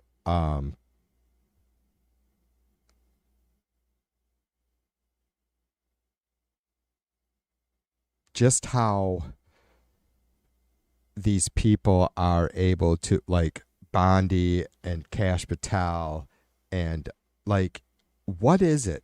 I mean, how are they, and their families? Because we are all individuals. Any of you folks who have been in a relationship, married or not, for a good length of time, there's no 100% agreement going on there ever at any time, right? And for however the compromise, and for whatever reason the compromises come or happen, that you're able to have a really awesome long-term relationship, a marriage, whatever it is, it's because of, or at least what I would think, is some sort of fucking rationality, compromise, selflessness. How do these people like Bondi and Patel, and I mean, Hegseth's wife's got to be just as much of a fucking train wreck as he is. So that's not, I'm not even sure. I definitely don't have the credentials to wrap my head around that. It just hurts. I wonder, I don't know if it's something that has to happen by the time you're a certain age, but I brought this up before. It's like, I don't know. Because I don't think any of us can be sure until we're tempted with that kind of power or money or influence, right? Even though that's not, for fuck's sake, would never make an excuse for these folks in that way, right? It's not an excuse. But I guess to be fair, I can't really say, right? So the folks in that position are supporting these fuck sticks could say, well, TV, you don't know what it's like to be tempted by money and power. And I would have to say, you're absolutely right. But journalists and commentators liken the environment of this cabinet meeting to authoritarian political theater. Jen Psaki remarked the flattery would make even Kim Jong-un or Vladimir Putin blush, calling the meeting sycophantic, with almost no real business actually discussed. Well, of course not. The New York Times deemed the meeting wildly inefficient by any workplace standards. Psaki also likened the room to obedient staffers to bootlicker spectacle that would embarrass a dictator. This wasn't about deliberation of leadership. Rather, it was performative indulgence masquerading as governance. A marathon of monologue and misstatement. Yeah, I mean, the amount of bullshit that gets fucking spewed in these fucking meetings.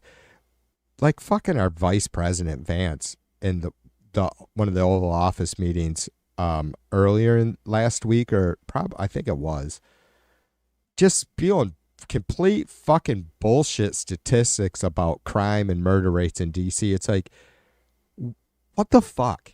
Where's this fucking bitch ass wife? Why isn't she fucking calling him out on this shit? Seriously. Why isn't there anybody calling Vance out on this shit?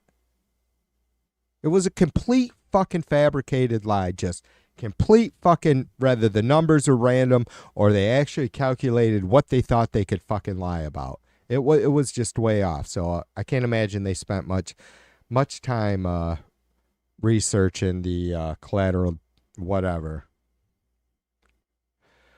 Trump dominated the floor for extended stretches, leaving little space for meaningful conversation. It took over 17 minutes before. Why is this shit being broadcast too? Why are cabinet members being broadcast? I mean, I'm glad they are.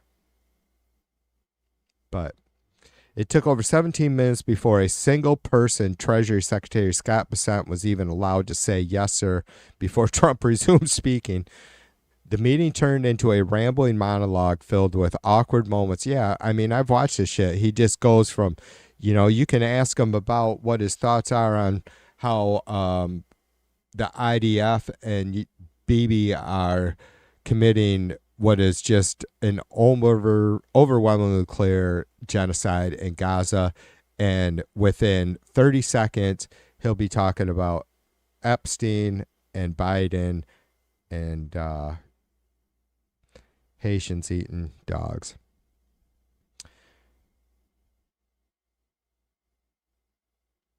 Including an opening remark about Attorney General Pam Bondi's appearance. I'd never say she's beautiful because, well, yeah. What the fuck? I wish I could pull up that fucking pic real quick of Trump with his hand on Bondi's ass. The bigger picture, power, pageantry, and peril. Media analysts drew broader conclusions from this bizarre ceremony are: the New Yorker likened the meeting spectacle to Putin's marathon press briefings, highlighting Trump's growing embrace of performative power, hubristic claims to dominion across areas including domestic policies. The Washington Post commentators and others observed that it wasn't governance at play, but the solidification of personal loyalty, with loyalty serving as the prime directive. So a final word about the cabinet meeting, and then I gotta get back in and catch up with you guys on the on comments. At its core, this 3+ hour performance was less than a cabinet meeting and more a disturbing preview of personalized power masquerading as governance. It replaced rigorous debate with vapid adoration, efficiency with ego, substance with spectacle. If democracy thrives on accountability, this iteration of Trump's cabinet meeting offered little but adulation and far too much resemblance of theatrics and authoritarian regimes. Patriotism deserves more than puppetry, but I don't think, unfortunately, we are going to see anything change anytime soon unless the health of Trump does. So that was my less than clear rundown on what happened with the Legion of Doom this past week. Some of what happened.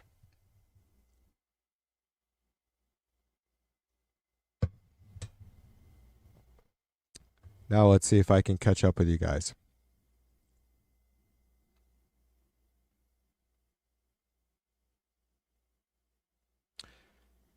Ken Neville says, I am here, fuck you. I think Ken's pretty. Wow, Ken came in on fire. Look at that. Yeah. All right. That was a little bit like there was most of it was pretty good. I shouldn't be fucking reviewing my own fucking shit immediately following on the same live stream, but it got a little messy right before the end. I need to proofread shit a little bit better.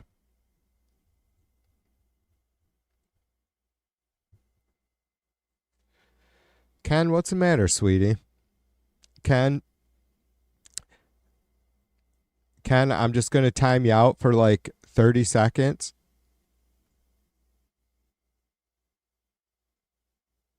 Until you can turn your caps lock off. That's where I'm going to start, Ken, because once you can raise yourself up, I can raise myself up. But I'm going to be really petty and a dirty little fucking asshole because I don't give a fuck. I can't stand you folks. Again, you know, there was just no excuse to vote for Trump ever again after January 6, 2021. There you go. That's better. Thank you, Ken. Thank you. That's a start. Look at that, you guys. We got through to Ken. Ken turned his caps locks off.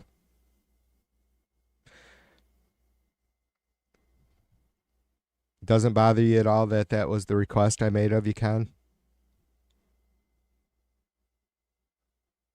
Exactly. That's what I thought. This is my show. How petty would that be of me? But that's exactly how I'm handling you. I think, yeah, I probably removed all Ken's comments.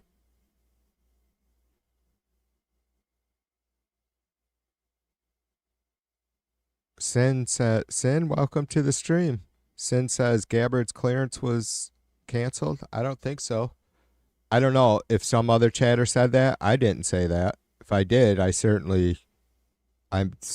most definitely misspoke. I can't imagine I said that, but if I did, that's definitely not correct.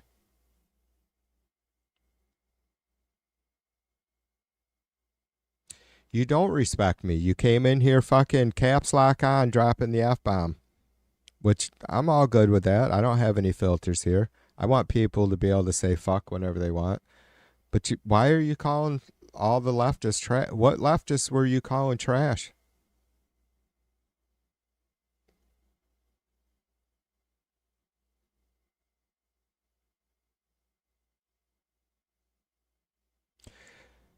Bill says it was a good read-through. I couldn't watch the cabinet meeting either, but a good summary of the clips I've seen. Thanks, brother. Sin says someone just wants to be kicked for attention. Yeah, that could be. That's why I haven't booted them out yet. I mean, they're not. It really doesn't. It's not offensive at all. You know what bothers me? I shouldn't share this. I don't know if I did tell Parker last night or not.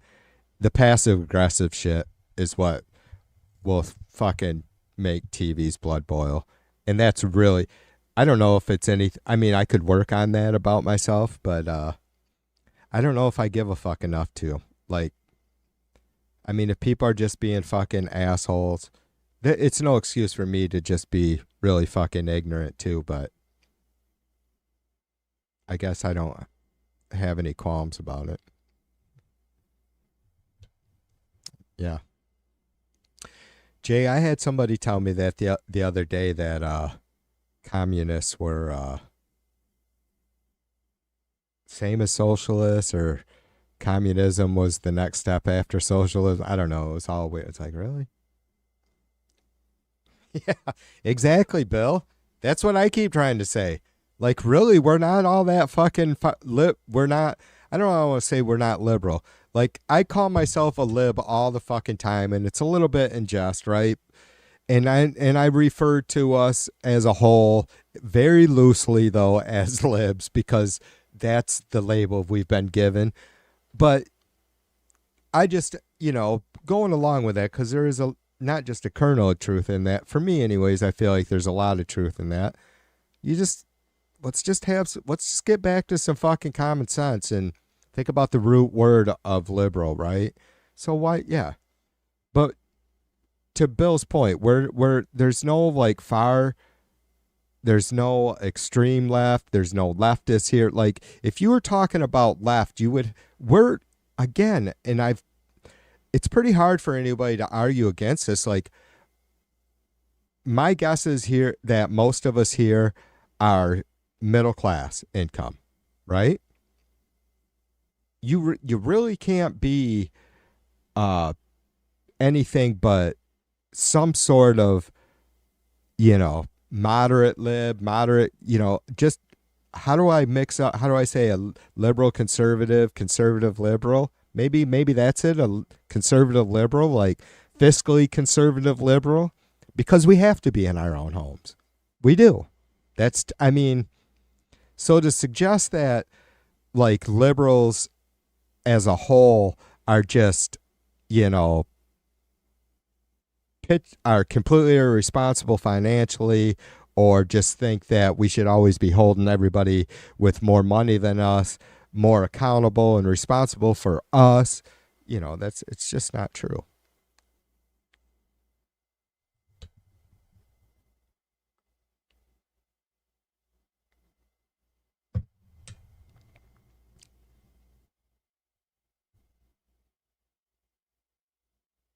Nell says labels don't mean shit. They're trying to pigeonhole us.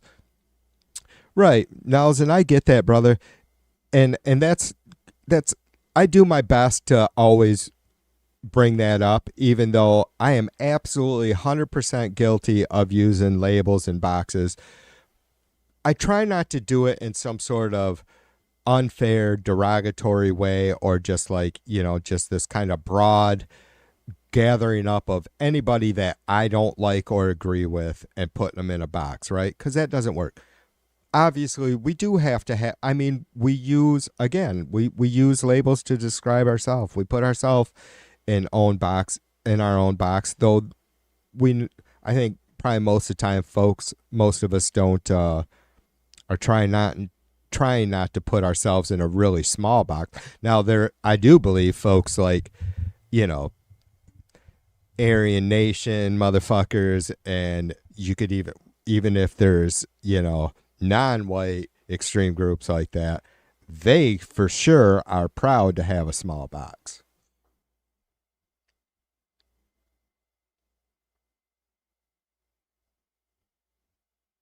Yeah, right on. Nell says I'm a voter and won't be tied down to a party. Yeah, I register as an independent purposely. Thankfully I'm able to vote a split ticket here in Michigan. But it's a principle stance, right? It's more a symbolic stance that I register as an independent, because it's not like it's a mystery that I don't lean left, or that I don't more support by far, most of the Democrat policies.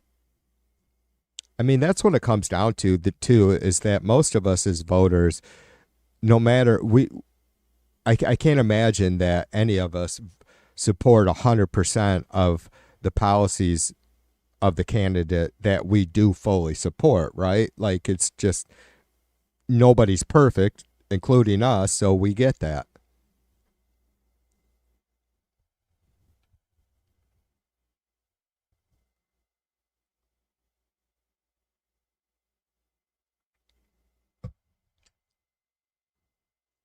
Jay says they keep trying to say the existence of socialism causes the communism, but it's been over 175 years and still no communism. Right on, right on. Bill says, I don't know, Bill Clinton was pretty conservative. Darlene says, nothing wrong with voting split ticket. I agree 100%. I think that's that's been my take on it for a long time. Like, and only Putin has been able to give me some pushback on why, when I say we should not have political parties, like you should not be able to register as a candidate as anything but an American candidate, a candidate for an American election, or a U.S. election, a U.S. seat, wherever it's at, whatever it is, right? It was Putin's argument was because of funding, which I get, but I don't know about you guys, I'm not donating to any big party or just a broad, huge, like the DNC. Not happening. I don't have a lot what I donate or give here and there, not just for political part or reasons, is very limited every year. And so I know that the money I spend or want to donate or give to hopefully making better elections more successful, there's no way I'm going to get shit for my money out of sending it to the DNC, the RNC, whatever.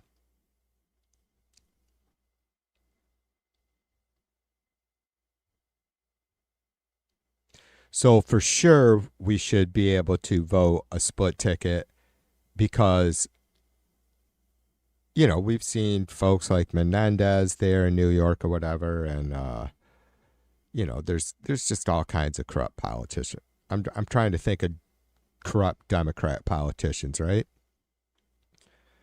That's why we should, you shouldn't. Now, in 2024, I left the studio, went to the VFW where I had to vote just down the road from me, and was back in like 27 minutes because I did just vote. I just went right down the ballot and voted straight blue because there was just outside of what I already knew who I was voting for president, right? And our state elections. And as far as local elections went, wasn't no reason for me to worry about it because I live in such a small little area.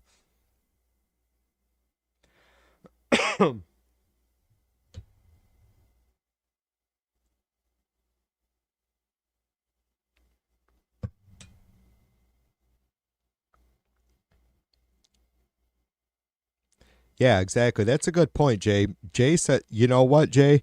As much as I miss him and love him, we can talk about, Evolve in New York City, right? The old chatter from Vina days. He's a good example of what Jay says. Jay says American leftists piss all over moderate Democrats, even progressive Democrats. And that's true.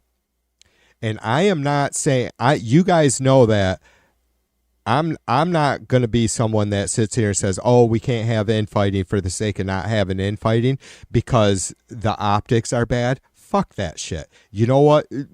But to give balance to that, I was extremely disgusted and pissed off by people who I quoted tonight, like Jen Psaki, trashing Biden before the election. You know what I mean? It was, that's the shit we can't have. That's not the time we're in. So I am completely okay with us keeping each other in check, but you don't fucking avoid speaking the truth. But and again, and I just want to give be clear about where I'm at with this, because I've thought about this exact thing a lot. Because again, you guys know how I am. I don't necessarily bring up a lot of dirt about, and it's not that I ignore it, but I've given my thoughts. I've been harsh on Biden with like the classified documents in his garage, and I've actually revisited my thoughts on that on a few different streams, quite a few times since then. So it's not that I ignore the shit. It's that there's nothing to gain from it. And when we get into this 2028 campaign, we better have our shit together. And I don't mean we better be fucking willing to zip our fucking lip if there's something that the American people should be concerned about. We better have We better realize that it's not the candidates better fucking realize they better fucking realize some humility, or we're gonna lose. This country is gonna lose in a really bad, if we even make it that far, or what kind of shape, Lady Liberty is in when we get to the 2028 elections. We better have our shit together. We better be fucking humble. We better be supporting each other. We better be honest with each other and with the American people, right? It's enough. I mean, we cannot be at each other. If there's some reason that we need to be harshly at another fellow Democratic candidate, then that person apparently doesn't belong there. Maybe either one of them. I don't know. The facts aren't that hard to gather. The voting records of these folks aren't that hard to gather at all. And I'm going to do the best I can to bring, when we get into the campaign season, to at least show you what these folks have done in their voting record, to show you the statements they have made, good and bad, right? Give my 2 cents worth, I suppose, on it.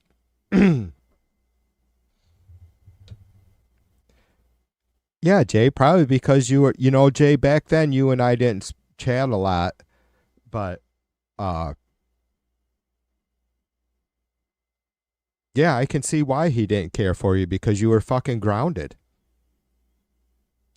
Like he was good at, Evo was good at bringing up really important extreme issues, like issues that we know that this country can have happen, like universal health care for all without a dime out of our pockets, right? Period.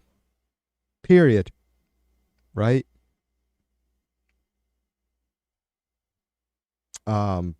Funding college for at least 2 to 4 years. And I know there's Pell Grants and all that stuff out there right now that give you money for a little bit, but it doesn't cover anything but community college. But yeah, Evo was good at bringing up some true, important, and doable fixable concerns, and then and then just going extreme.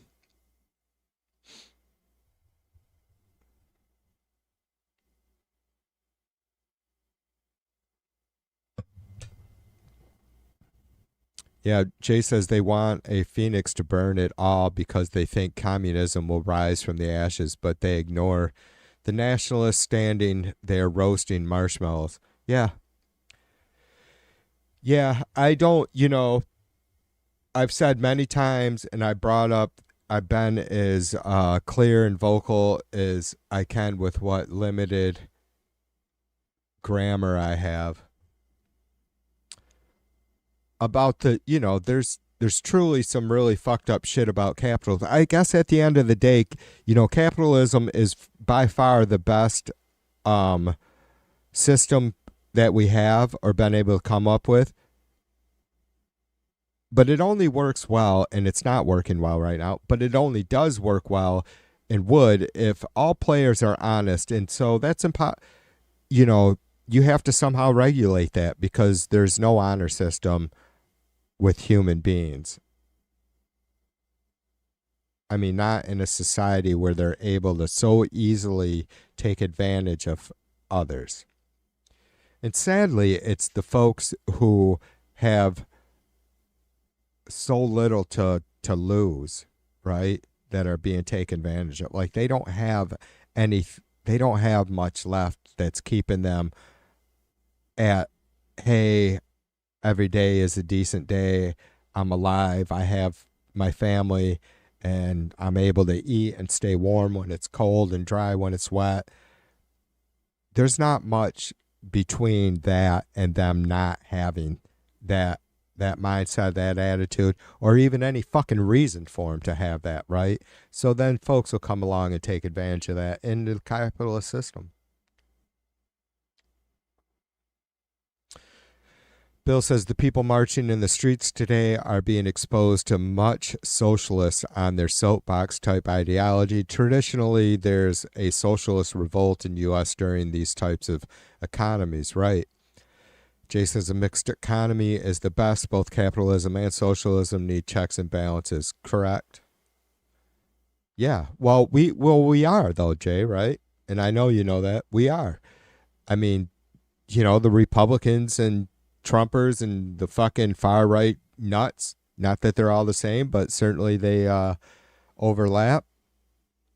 We are a socialist country, and we have many socialist systems in our country, and I mean extremely deep rooted socialist systems. Like and maybe some conservatives get, oh, it's such a fucking cliche, cheesy, low fruit go-to TV, to say that our police departments, our fire departments, whatever it is, we used to call it DHS here. Now I can't remember what that was. Not Department of Homeland Security. It stood for Department of Human Services, where you would go to apply for whatever, WIC, food stamps, that sort of thing. Our road, our infrastructure, it's fucking insane, Jay. That's what I mean, brother. It's like, and look, and I'm not just all about socialism because there's not a real clear set in stone outline and detailed formula for socialism or a successful socialism. We've had some, in history, we've had other countries that have considered themselves socialists, have dabbled in it, and there's all variables, right? A lot of variables.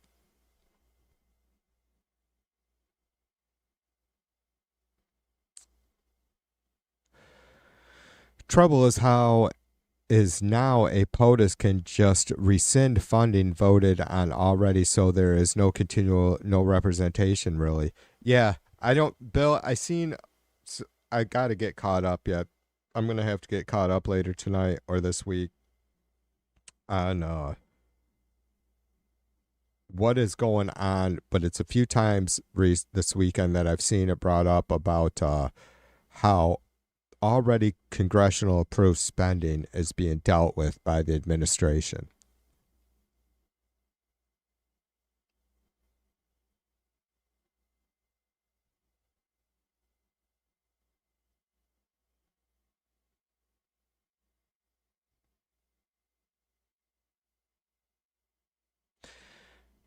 Yeah, Jay says before the mid-19th century, only the rich went to school.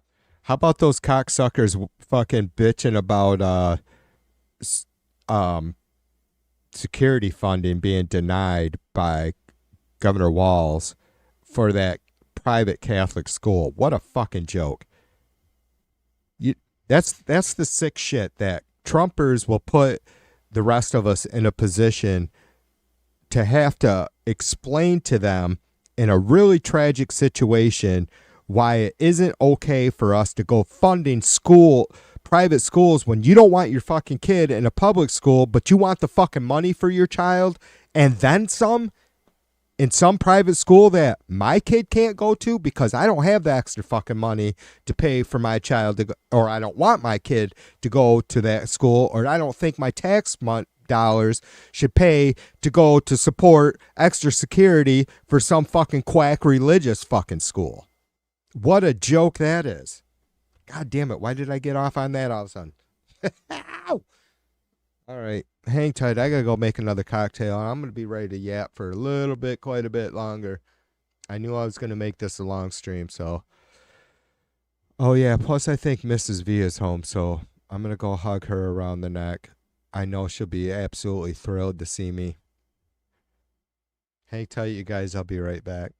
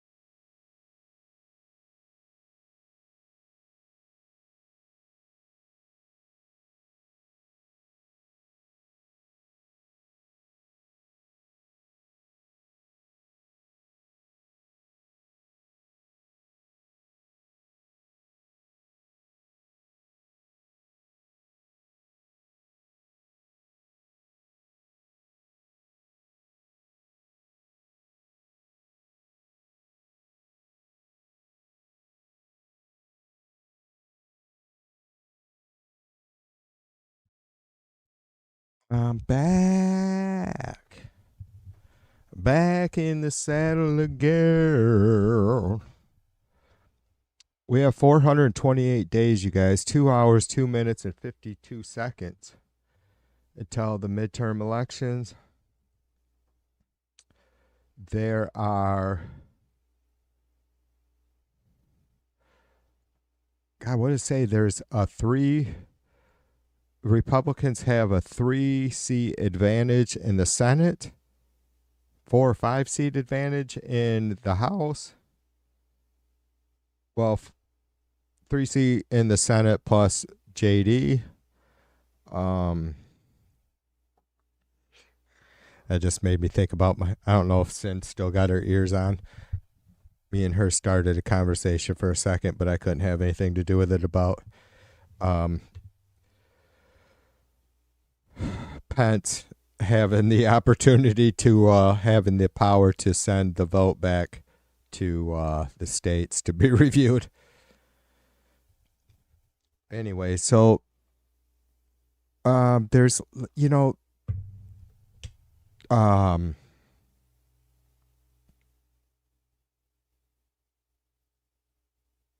66%, something like that, percentage of the Senate seats up for grabs in 2026 are currently held by Republicans.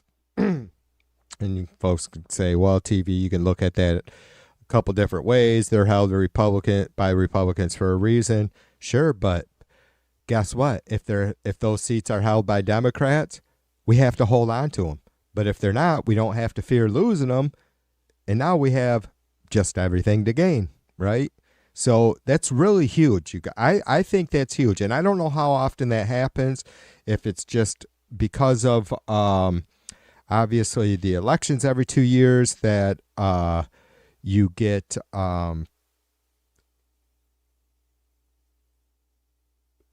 you just end up with certain ratio, obviously constantly changing ratios of what seats are up for re-election being held by what party, right?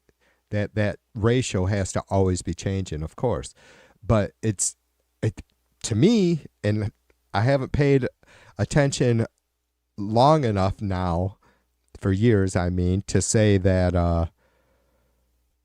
that this is odd or, rare or just maybe not very common, but I feel like it sets us up for the best possible situation. Yeah, and Jay says gerrymandering doesn't affect Senate races.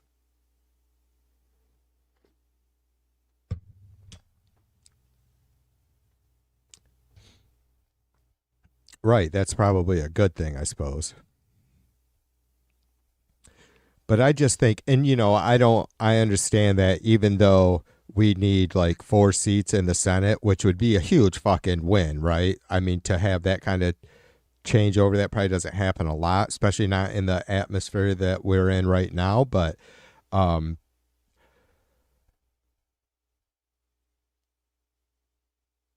you can bet that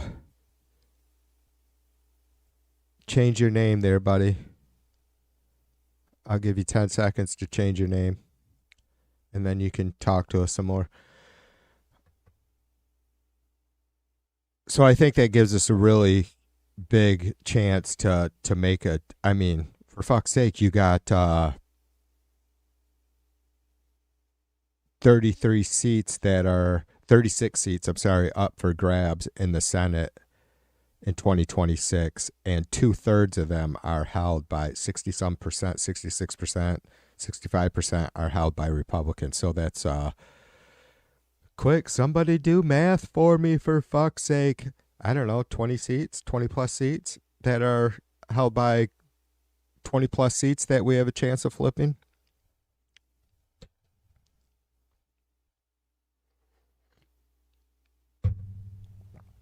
You didn't change your name, dipshit. So now I'm going to give you one more chance, and I'm going to extend your timeout just to make sure you have plenty of opportunity to change your name.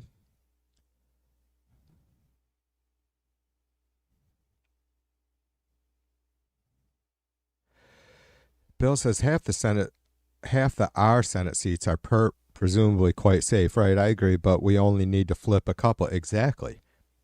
So if there's 20 available, Bill, say 20, what did I just say? 36 seats available, 67%, 65% of those Republican seats. So, what is that? Yeah, I guess like 22 to 24 seats. And I could quick find out exactly how many Republican seats are going to be up.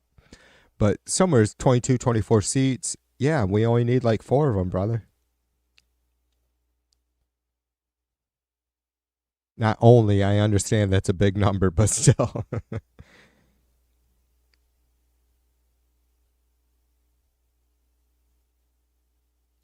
Bill says a lot depends on DNC organization and dollars and message spread. Right. You know, I just talked a minute ago about how I will probably never be donating to the DNC, at least not anytime soon. For sure, they can still make a difference if we can figure out some sort of collaborative message. A fucking collaborative message that will hit home.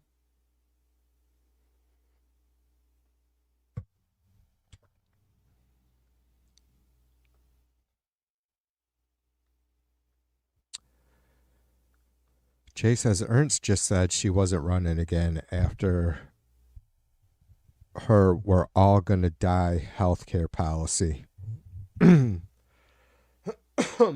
Yeah, that's a shocker, huh? Excuse me. I apologize. I'm sure that sounds absolutely wonderful. Bill says, I'm still assuming ICE will be checking IDs at every polling station, so there's that. Yeah, that's you know, we're going to get a little shit's going to, you know, this is going to be Jesus Christ. How are we? You guys have the energy? You ready? Eating your granola bars? Such a long fucking road to run down yet, isn't there? Jesus Christ.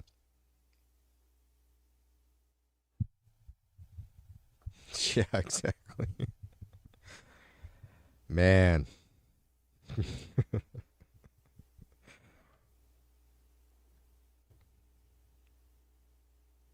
I'm on the road to nowhere.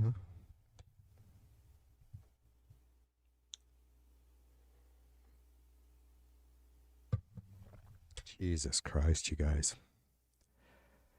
I don't know. I wanted to get into a little bit to I guess maybe I can save that for tomorrow, because we're probably going to see something happen on this. God, I wanted to talk about the banner of Trump hanging outside the Labor building. What a fucking disaster that was. Holy shit. Yikes. Yeah. Flavors of Mao and Stalin. Yep, Jay says we got to keep our powder dry. I agree. We need to just wait till we see the blood in their eyes, their bloodshot eyes. Yeah. Got to be getting close. Yeah, I like that, Jay. Keep our powder dry. We're good. TV can be pissy, you guys know that, but I'm in complete control. And I think that our nation is as a whole. I mean, for fuck's sake, if we haven't showed patience as a nation recently, I don't know what is patience. Yeah. So I wanted to talk about Trump is likely to going to be invading Chicago soon. Probably tomorrow is my guess. I don't know what city will be coming next after that, but for sure he's going to be invading Chicago tomorrow or soon. My guess is, honestly, I assume it's going to be tomorrow because he's spent a solid week doing the soft rollout and disclosure, I guess. I don't know if that's, I'm just saying that I don't know that soft disclosure would ever be a consideration for the Trump administration. Likely not, but, or soft rollouts. Trying to kind of soften the blow, prep the fucking peoples for the incoming fascist rooted police state that Trump is clearly trying to implement. Not trying, he's doing it. Got to get, I tell you what, motherfuckers, when I say motherfuckers, I'm talking to you Trumpers. Got to give that bastard credit. One thing he has gotten done, he has certainly moved us towards a fascist military police state faster than I could have ever imagined anyone, let alone Trump, having the ability to do. But again, Americans aren't dumb. And as a whole, we're showing extreme patience. And, yeah, thanks, Jay. That's awesome. It's not often lately that we're able to end these streams on such a positive thought. But it is, dude. Like, that's it in a nutshell, too, right? Like, we're not buying the fear, and so we're not going to be fucking rattled. And we're not going to be afraid also to show the severity of the situation and just how fucking extremely concerned we are, how desperate we understand the situation is. We're not moved, right? We shall not be moved.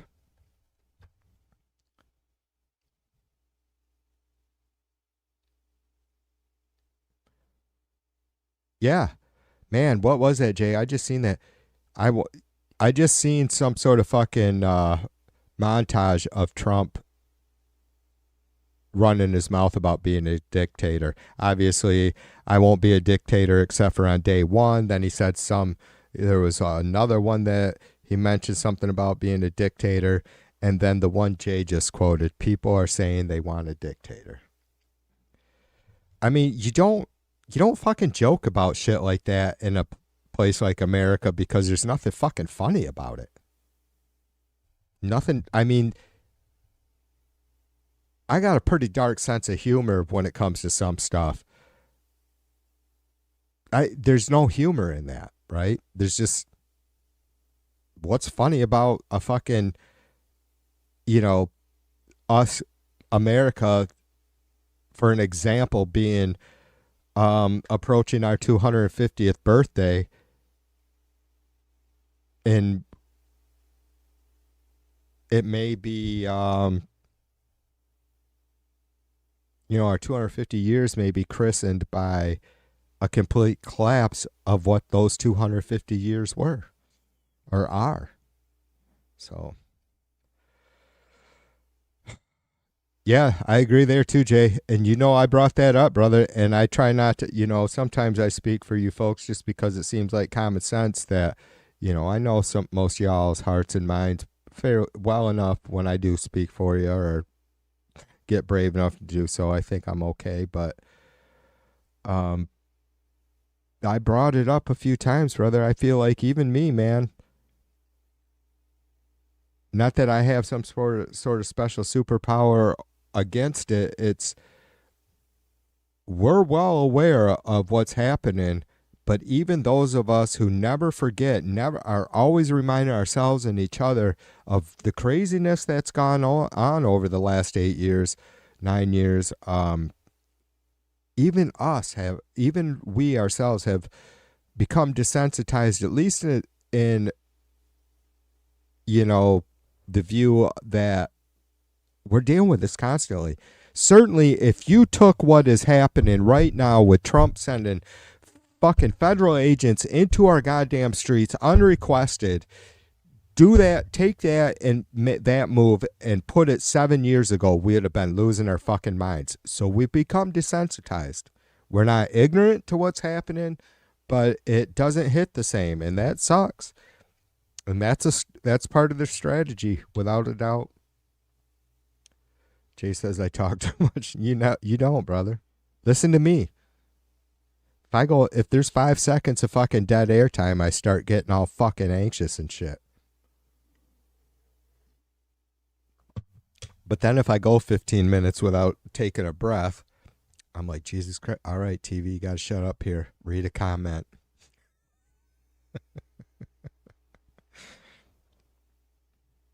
Yeah, exactly. Bill says, Trump told Ukraine they shouldn't have started a war with a country 50 times their size. We'd all be speaking Cockney if Donald Trump... Cockney, if Donald Trump is... If Donald was president in 1776, yeah. That's hilarious. Yeah, it's fucking... It's a goddamn joke, Bill, but not a funny one. What is wrong with these people? All you Trumpers, I know there's one or two of you listening. Come on, man. What is the problem? Am I just that much of a dick that you don't even fucking feel like I'm worthy of engaging? Like I'm just a pissed off dick? Or do you not have any fucking excuse for what you're supporting? I'm guessing the latter. God, it'd be so much easier for me to be humble if you motherfuckers would be. This is your fucking country too. You're going to be gone one day. If you're my age, it's not going to be a whole long time before you're gone. You know what I mean? Not decades and decades and decades, maybe a couple decades more.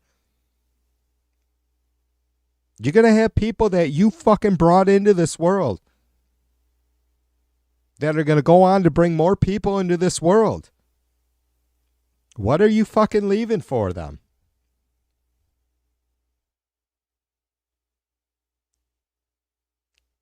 Explain to them right now on TV2 Live what you're doing for your great-great-great-grandchildren and how you're okay with supporting Trump at this time and what the GOP crime syndicate is allowing and cultivating, fertilizing, watering, giving sun and love to.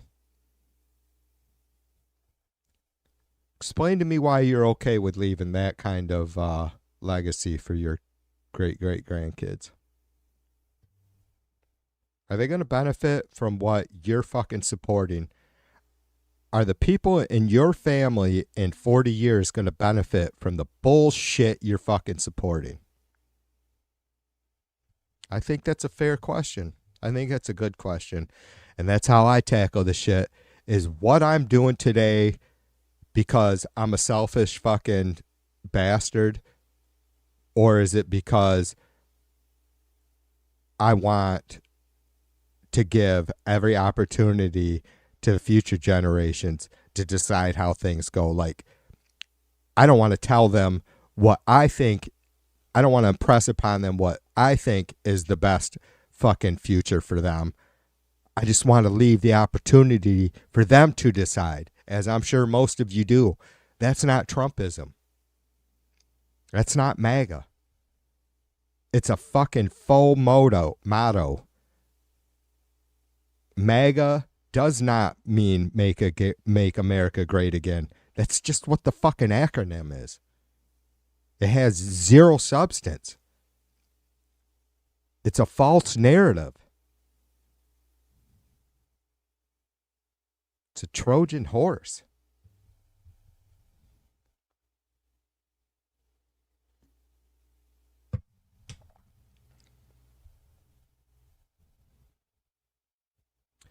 So with that, you guys, I appreciate you. You know I do.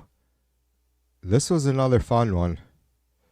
I really hope I have I hope I get faster at putting shit together so I can spend 45 minutes to an hour sharing some stuff with you guys that I know most of you probably will always have already heard. I don't ever pretend to break news. But I hope to be able to get faster at that so I could do it more often. And because I just don't like, I'd stream more often. I just don't like getting on. I enjoy getting on and running my mouth, but it's not very productive.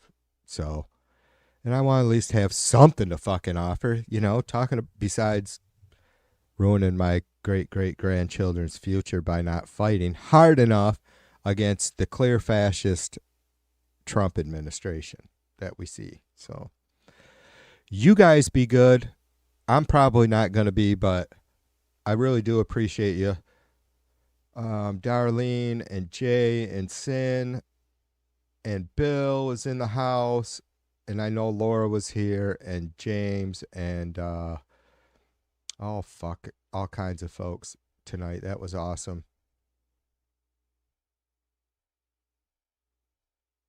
Yeah, I'm never going to scroll back up. I think Parker was here, and Ken was here. Nelson. All right. You guys be good. I'll see you when I see you at TV2. Ow, like a motherfucker.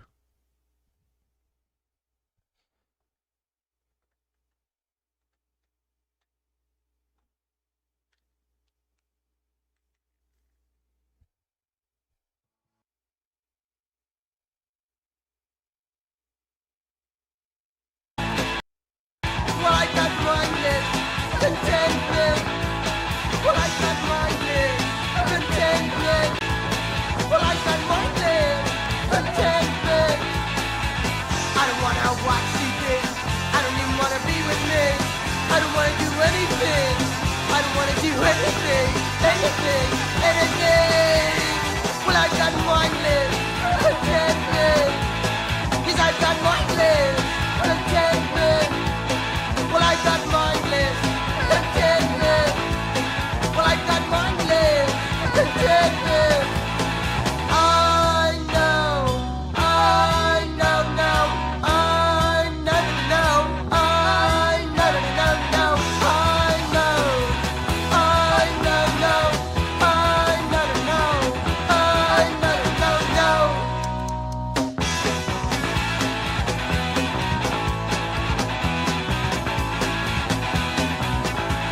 Well, I got mindless, contentment. Yes, I got mindless, contentment. I don't wanna watch TV. I don't even wanna be with me. I don't wanna do anything.